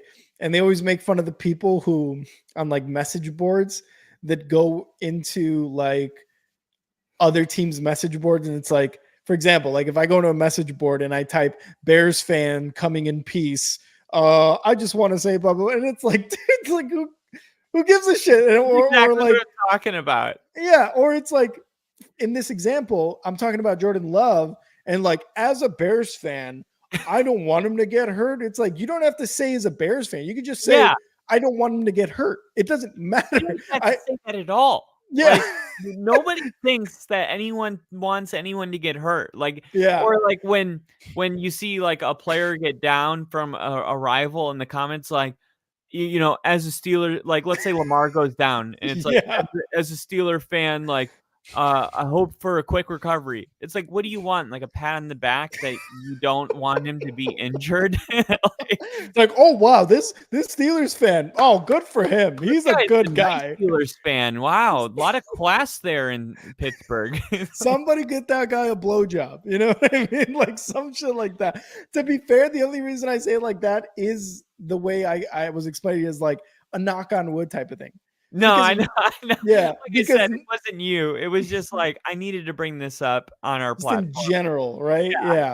Yeah. Because nothing would have ever prepared you if like the day before that Jets game with Aaron Rodgers, being hurt for the rest of the season after the fourth play, if somebody told you the day before, hey, Aaron Rodgers is going to tear his Achilles on the fourth play of the game and his Jets career, and he's going to be done for the season.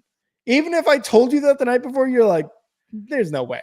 You know what I mean? So, but getting back to it, the Packers need somebody like that. You paid Jordan Love all this money. Again, you lose Jordan Love in a situation like this. I think for me, it would be safe to say that their season would be over unless they have a competent backup. Like if you have a competent backup, at least it gives you a chance. Now maybe you're leaning more on your defense that has shown improvement all of last season, come in with a new defensive coordinator, and you're hoping that that defense can live up to how they were last season, especially against the Cowboys in that playoff game. But yeah, man, I think you got to bring in a solid backup for Jordan Love. You have to keep your season alive in case. I agree. I just don't think they did. That's true. But at least Malik Willis has some starts and 350 yards to his name than Sean Clifford, who looked like a guy who walked into the locker room and was like, oh shit, am I playing? Yeah, they would have, I mean, knock on wood, that they would. Now I'm doing it too. as a Denver Broncos, As a Broncos fan, right? fan, no, I'm saying any of these quarterbacks, right? Because they drafted a quarterback in the 7th round. I forgot his name, but any of these quarterbacks come in, your season's done. I'm just gonna say it. Like the NFC North is way too tough. Like I'm Unless sorry, it's a but Brock Purdy. right, and we You know know? Malik Willis isn't. No, he's not. Here's one thing that could happen. I don't think we give enough credit to Matt LaFleur for his offensive play. He's part of the Shanahan tree. He doesn't get the same type of credit, in my opinion, that with the Dolphins head coach, Mike McDaniel. Oh, Mike McDaniel. He gets like, he's the media's darling. Matt LaFleur's had a lot of success, to be honest. Like he came in, he's won like 13 games in every season he was the head coach until last year, which he still turned that season around. Like, he's a really good play caller. Mike Vrabel, defensive guy, not a great offense running the football. I'm just saying Brock Purdy worked. A big part of that is because of where he landed with Kyle Shanahan. I think LaFleur got his flowers. I think LaFleur. I think so, because McDaniel's just a shiny new toy, just like Sean McVay was, and LaFleur and Shanahan were at their time. It was like they're the shiny new like coach. Your top 5 coaches in the league, like you wouldn't put LaFleur on that list. Well, I wouldn't, because I'm a Bears fan. Well, like that aside.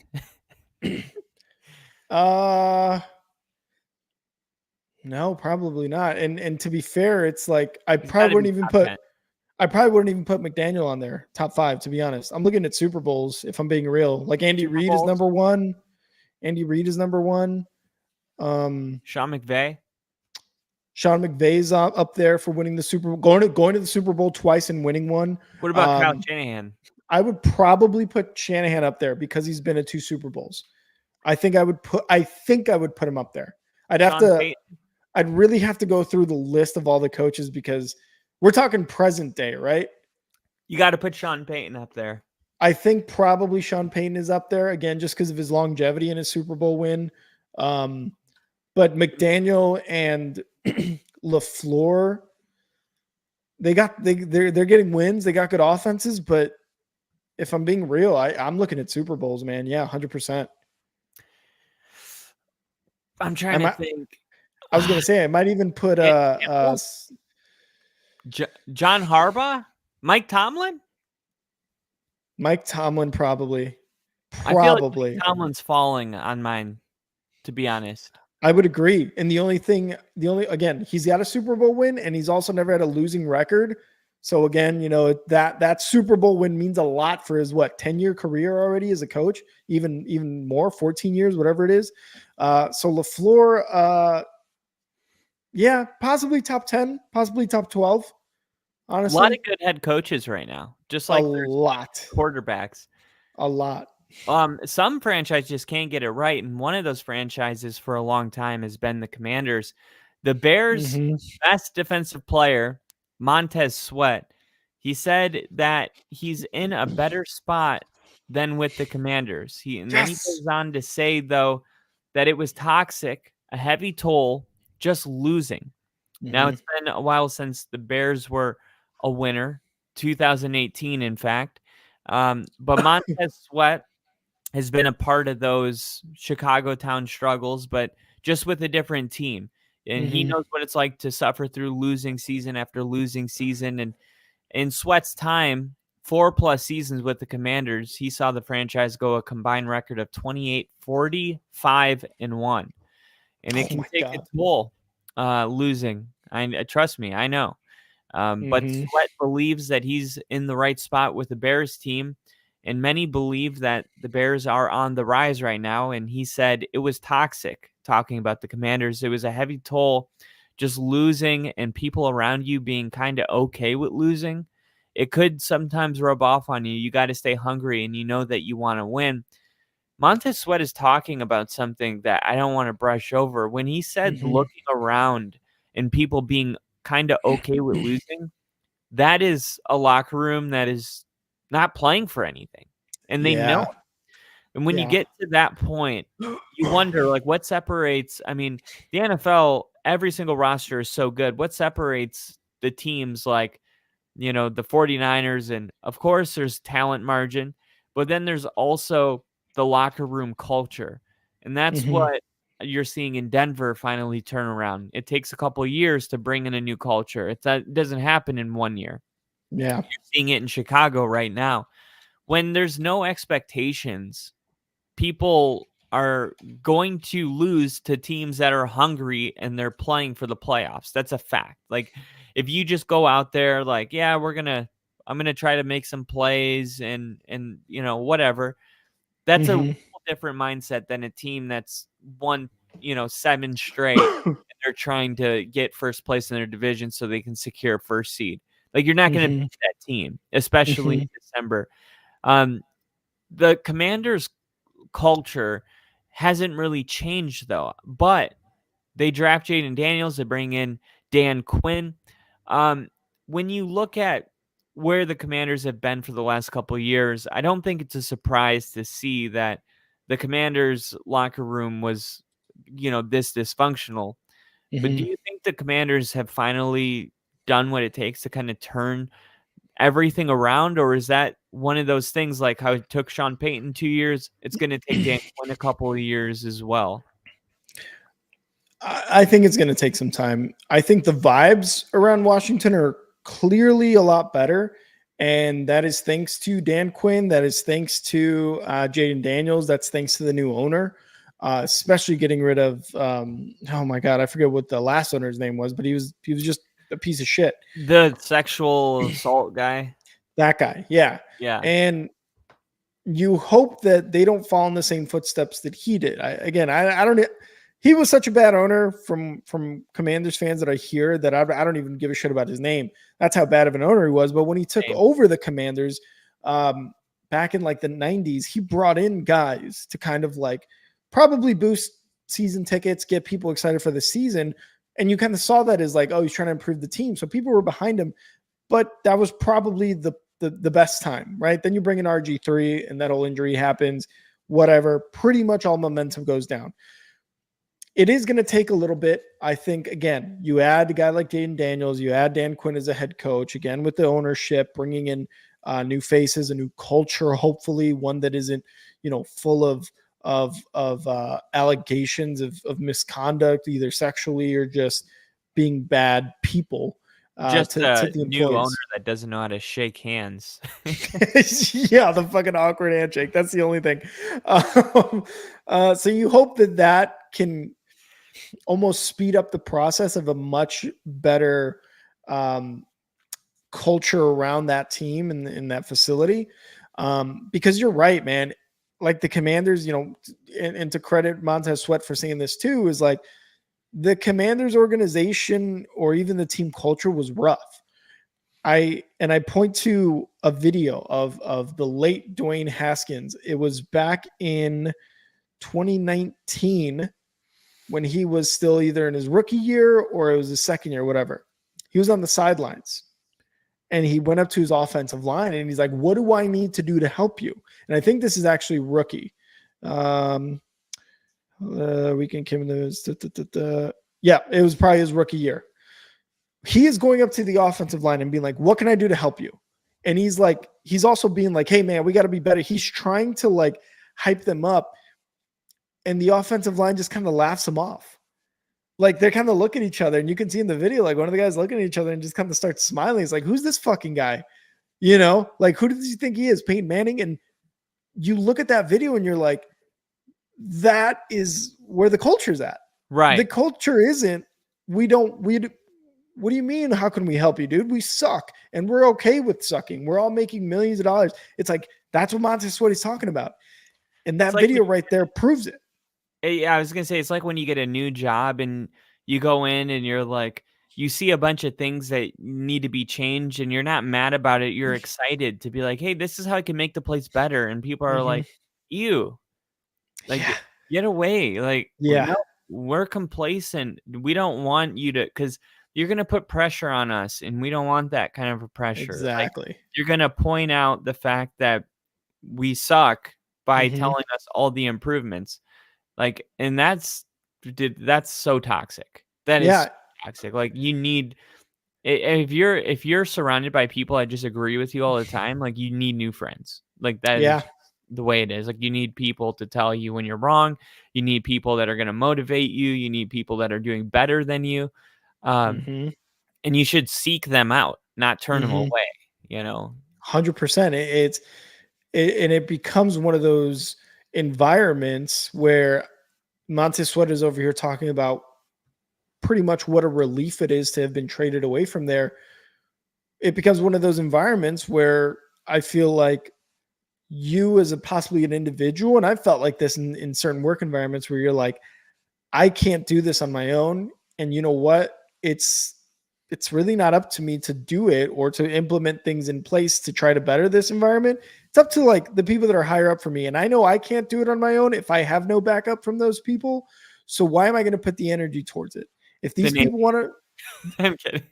I didn't want to say it, but there's certain I went back to back environments like that where I was like, I would like to try to improve it in some way, but there's just so many things that, like Bill says, it's the way we've always done it. Unfortunately, that's an excuse. So for Montez Sweat to say it, and he experienced it, and now he's moved on. It's not going to be probably the same culture that he was used to with the Commanders in Washington. And there may be some Washington Commanders players who come out, later this week who say things are the opposite, right? But you can't take away what Montez Sweat experienced in Washington.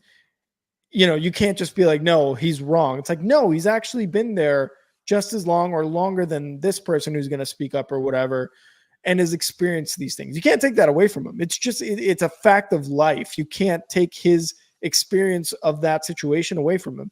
It was true when he was there, and he wants to kind of like air it out and just kind of get it off his chest. And it may be moving in a much, much better direction. It's just not something that Montez Sweat experienced. And, both things can be true. Yeah, and Sweat and the Bears kick off the season September 8th, visiting the Tennessee Titans, and then 7 weeks. No, they're at home. They're at home. Against the visiting Tennessee Titans is what I meant to say. Then 7 weeks later, Montez Sweat has a return trip to play against the Commanders on October 27th. So mark it down in your calendar. Montez Sweat is going to have probably a career year. He could be a sneaky defensive player of the year candidate. Yeah. Keep in mind, in his 17 games last year with Washington and Chicago, he generated a career-high 12.5 sacks to go along with 57 tackles, 3 forced fumbles, 25 quarterback hits, and 14 tackles for a loss. Montez Sweat is now in a better culture, a better environment. Caleb Williams, Rome Odunze, DeAndre Swift, Keenan Allen, like all this stuff is happening. The Bears are going to be good right away. How good, I'm not sure, but they're going to be good. And they're just too good to not be good. So the Bears, if the offense is more efficient, then the defense is going to be fresher when they come into the game. That is most important, I think, with edge rushers. Like, I've seen Von Miller play with Peyton Manning, and I've seen him play with Brock Osweiler. It matters who your quarterback is. And when Von Miller would, when the offense would go on a long drive and Von Miller would sit in the sideline for 5 minutes, you knew when he got back in the game that he was going to be a force to reckon with. Like, he was going to jump off the line. It's just like in a video game, your battery life goes down the longer you're fatigued, and then you have to call a timeout to get it to jump back up. Like, you're going to have a Sweat that we've never seen because he's never played with a competent offense. I think a lot of people are sleeping on just how good Sweat can be this year. And he's going to get multiple sacks in that Commanders game. I'm calling it right now. I would love that. He also, it's funny because the 12.5 sacks that you talked about spread amongst the Bears and the Commanders last season, he led both of those teams in sacks on the team. He was traded at the trade deadline to the Bears and led the Commanders and the Bears in sacks for the entire season. So gangster. I was like, what? Has that ever happened in history? I don't think so. I really do not think so. And because I feel like history tells you if a guy is leading his team in sacks, he's probably not being traded that same season. You know what I mean? So this is probably the first time it has ever happened. I'd have to look it up to see, but that, to me, that stat was incredible and insane at the same time. Well, is it time for the motherfucking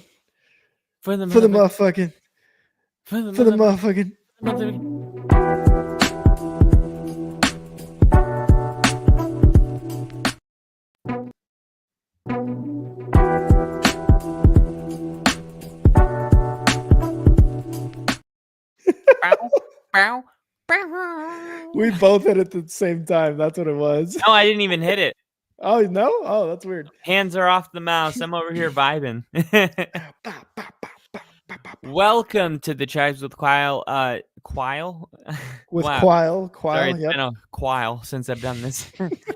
Um, I hate you. next week, we'll be doing this episode, and we'll be predicting week 1, won't we? Yes! Isn't that Yes! true?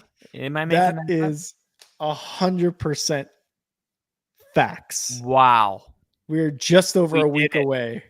The finish line is here. The Clap it finish up. line is here. We Clap made it up. Give yourselves a round of applause. I think Nick said it earlier about a comment he was saying, the off season is normally viewership is a little bit down in the off season. I was There it seeing. is. Oh, you found it. Yeah, naturally lower, but you guys have been naturally higher on us. So thank you guys for being here, and I've been higher on you guys, and I've honestly been higher than I've ever been. Doing this podcast. Okay, What's wrong with you, Kyle? so There's children here. with the season right around the corner, the 2024 NFL roster bubble. Here we go. These are the players who are going to be cut or traded in the next couple of days because we're going to get really, really busy starting tomorrow. You're already seeing the Tim Patrick stuff come out. Well, tomorrow it's going to be a very busy day. So have your Twitter or X or NFL app, however you receive your information, definitely follow us. There will be shorts, news, posts, all coming out tomorrow. But let's talk about some of the stuff that we can expect. Here's some trade candidates that I'm going to go through. Taylor Heineke. Malik Willis was actually on this list when it was written, and that came true. So congratulations to the writer of this article, who is Also, Eric Oldman. Yeah. Sorry, real quick. With Malik Willis, I forgot to mention this. I think he might be better under LaFleur as well.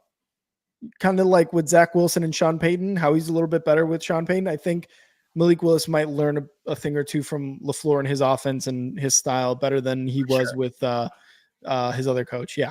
That was my whole point. I went on like a 5-minute tangent on that. Oh, I thought you were just talking about how like LaFleur wasn't getting his flowers. No, that's why I was talking about LaFleur being the top head coach. That's my bad, dude. That's my bad. Welcome to the party. Everybody welcome Rick to the podcast. I'm going to unclap it up for myself there. I'm going to unclap it up. Whoop, whoop, no, whoop. but you're right. I'm glad. See, it's even better that you didn't know I said that because now I know that was an original. That naturally we're on the same page here. True. Malik Willis, I think he could be a better fit with LaFleur. We'll find out. Hopefully not, though. Taylor Heineke is potentially going to be traded. The Falcons are set with Kirk Cousins and Michael Penix Jr. Most teams aren't going to roster 3 quarterbacks, so that does leave Taylor Heineke as the odd man out. I'm sure there's a backup spot for him somewhere. I'm surprised the Packers didn't go for him. He's 31 years old. Maybe they wanted the youth. I don't know. Dameon Pierce. Okay.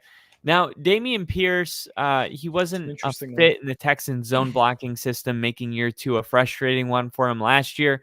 Now, I've been saying all offseason, last year and the year before, that there was a running back I believe in, and it hasn't come true yet. But I'm telling you, Cam Akers is going to be good in the NFL. I don't know why it hasn't happened yet, but it is going to happen. And if you've been watching the Texans preseason, Cam Akers has impressed everybody in his recent action. He's going to make the active roster. Just watch his highlights this preseason.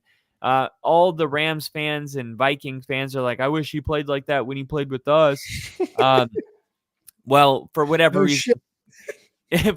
reason, Cam Akers, took a little bit to get going, but I'm telling you, that guy is going to be good. And Joe Mixon is there. So I see it being Joe Mixon and Cam Akers. Dare Ogunbowale feels like a lock for his special teams and third down value.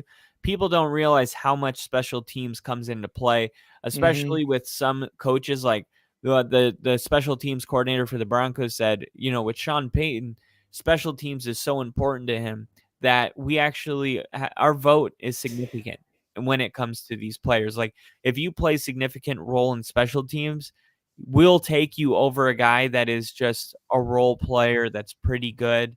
Even if you're a little bit better, but you're just not good at special teams, we'll go with the guy that's worse, that excels in special teams. So Yep. it's really important. So if you're wondering about your roster, just look at who's making the biggest impact on special teams. You're probably keeping that guy. Mm-hmm. Tutu Atwell, the Rams wide receiver. Yes. The writer did go out and say this is just a gut feeling. The Rams are pretty loaded at receiver with Cooper Kupp, Puka Nacua, Demarcus Robinson. Mm-hmm.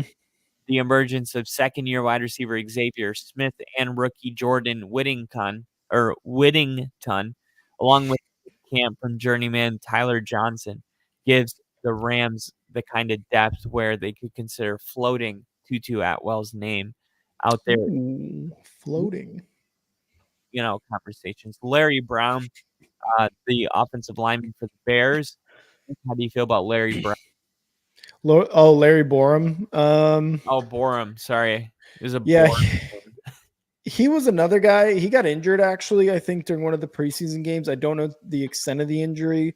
He was recently activated from the non-football injury list. Oh, okay. Wait, Larry Borum was? Okay. Yeah. So then I guess it wasn't that crazy of an injury. It must have just been a sprain or something. That was another one other than Ja'Tyre Carter when I had talked about earlier about guys I kind of believed in a little bit more. Larry Borum was one of those guys where he started his rookie year and then going into his second year, I had a lot of hope for him too. And then his second year was not very good. Honestly, at this point, I don't know. I don't think he should be traded. I think he should be kept as a reserve lineman on the 53-man roster. He knows the system. He was drafted by Poles, so he knows Eberflus. He knows everything going on. Although it might be a bit of a different offense with Shane Waldron, so I could see why his name appears there. But I would like to keep him just because I still have hope in him. But if they get rid of him, it's not going to be the craziest thing ever. I'm not going to be super sad about it or anything. So. Oh, dang it. I was hoping you'd be sad. Cut candidates. So now we're talking no trade. Of course, a lot of teams might want to trade these players, but there's just not a market for them. Bailey Zappi is first on this list. Even with his brief moments of glory replacing Mac Jones, it's become pretty impossible for him to crack the depth chart in New England now that Drake May was drafted. And there's the intriguing Joe Milton, who my uncle continues to tell me was the best the best quarterback taken in the draft. He showed something during the Patriots preseason. So it's like there's a stretch, and then there's like that. Sounds like a Bears fan right now. I'm like, Joe Milton.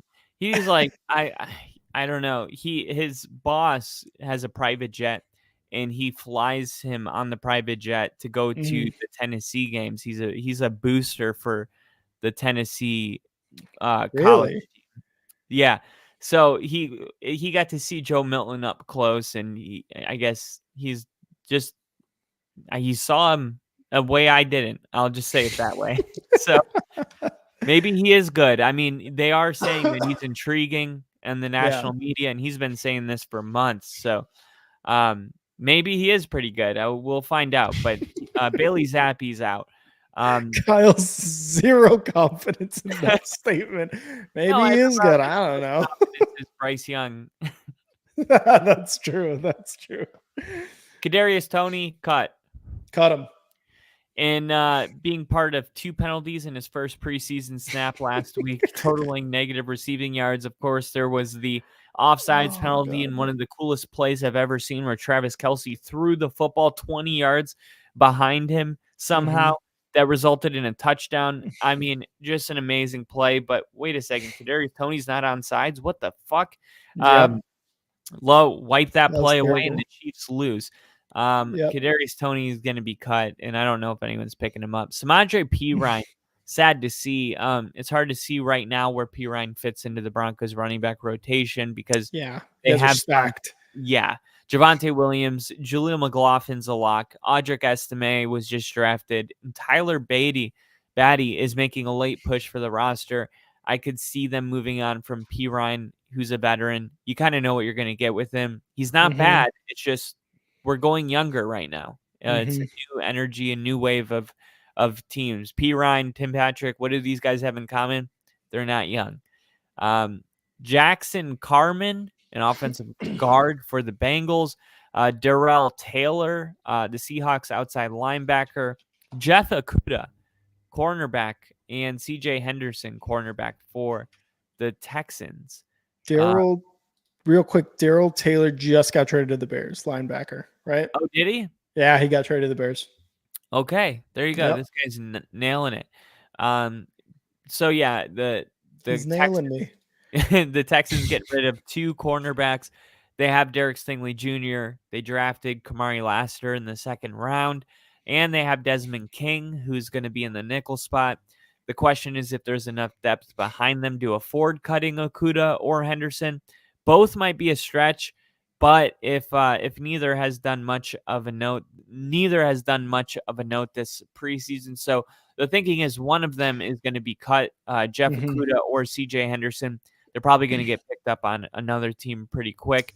The Texans aggressive in targeting Danielle Hunter and Stephon Diggs this offseason, but might regret not adding another higher-rated veteran corner, which is what they didn't do.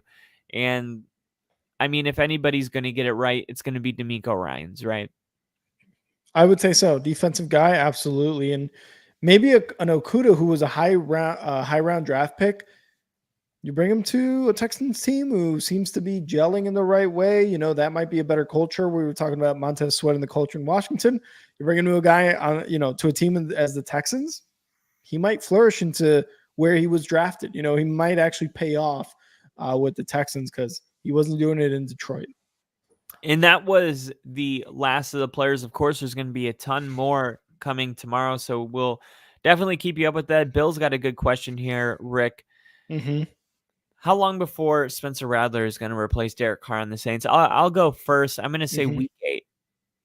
Week 8. Oof. Nope, I'm going to change it to week 10. I was going to say week 10.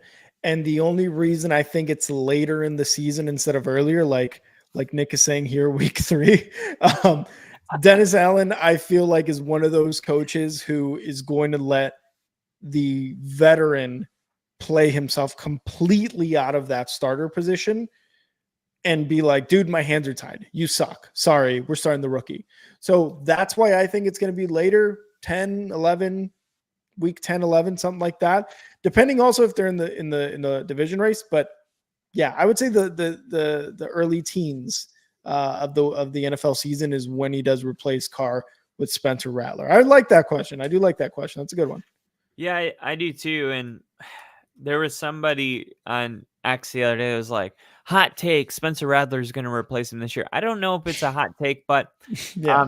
I also, if you said it earlier, you put a gun to my head.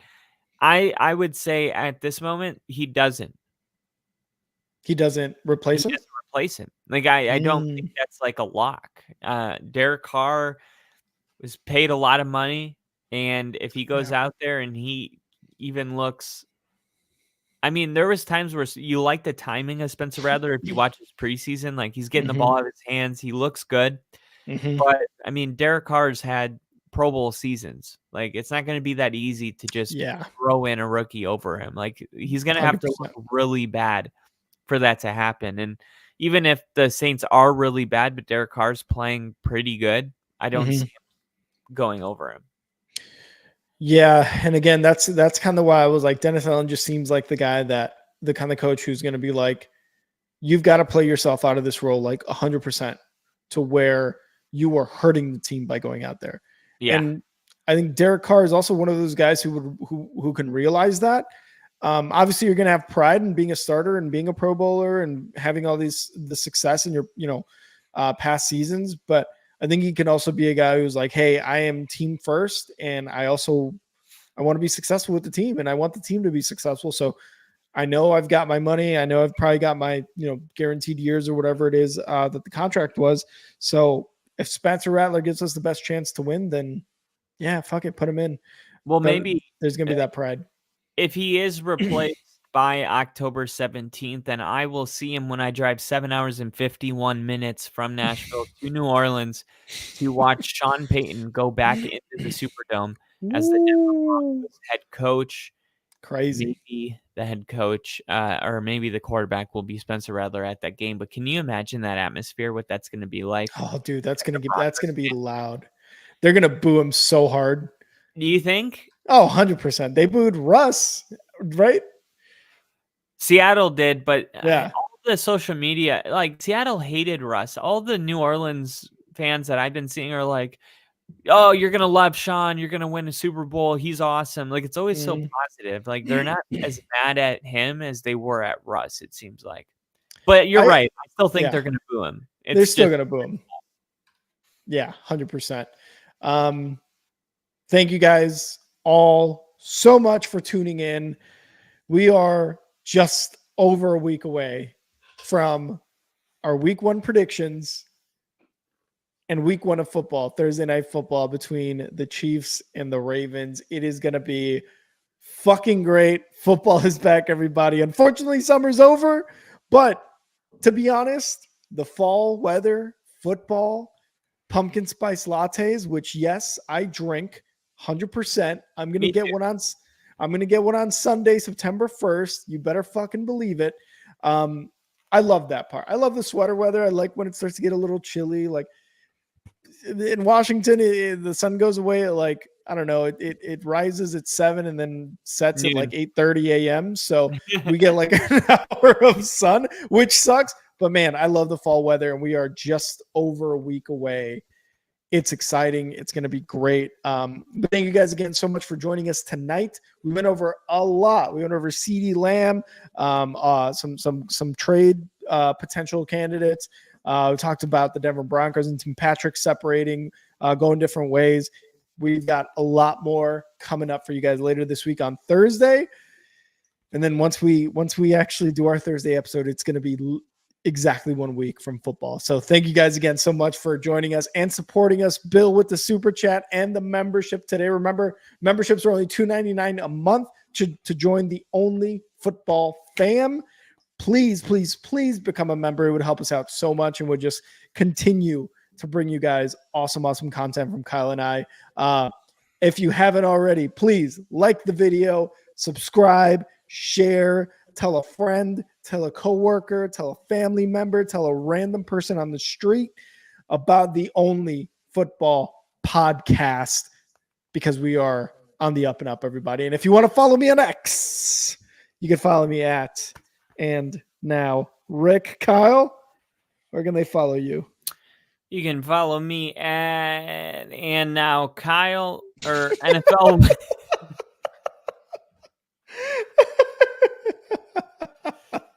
It's been a long day. It's 11 o'clock over here. All right. Crafty, how dare you? Follow me at NFL with Kyle. And Crafty said, who will choke worse, Rick and his latte or Ravens in the postseason? Check out, I asked that question to a Ravens fan. You can check that out on my personal YouTube at Kyle Kitzman.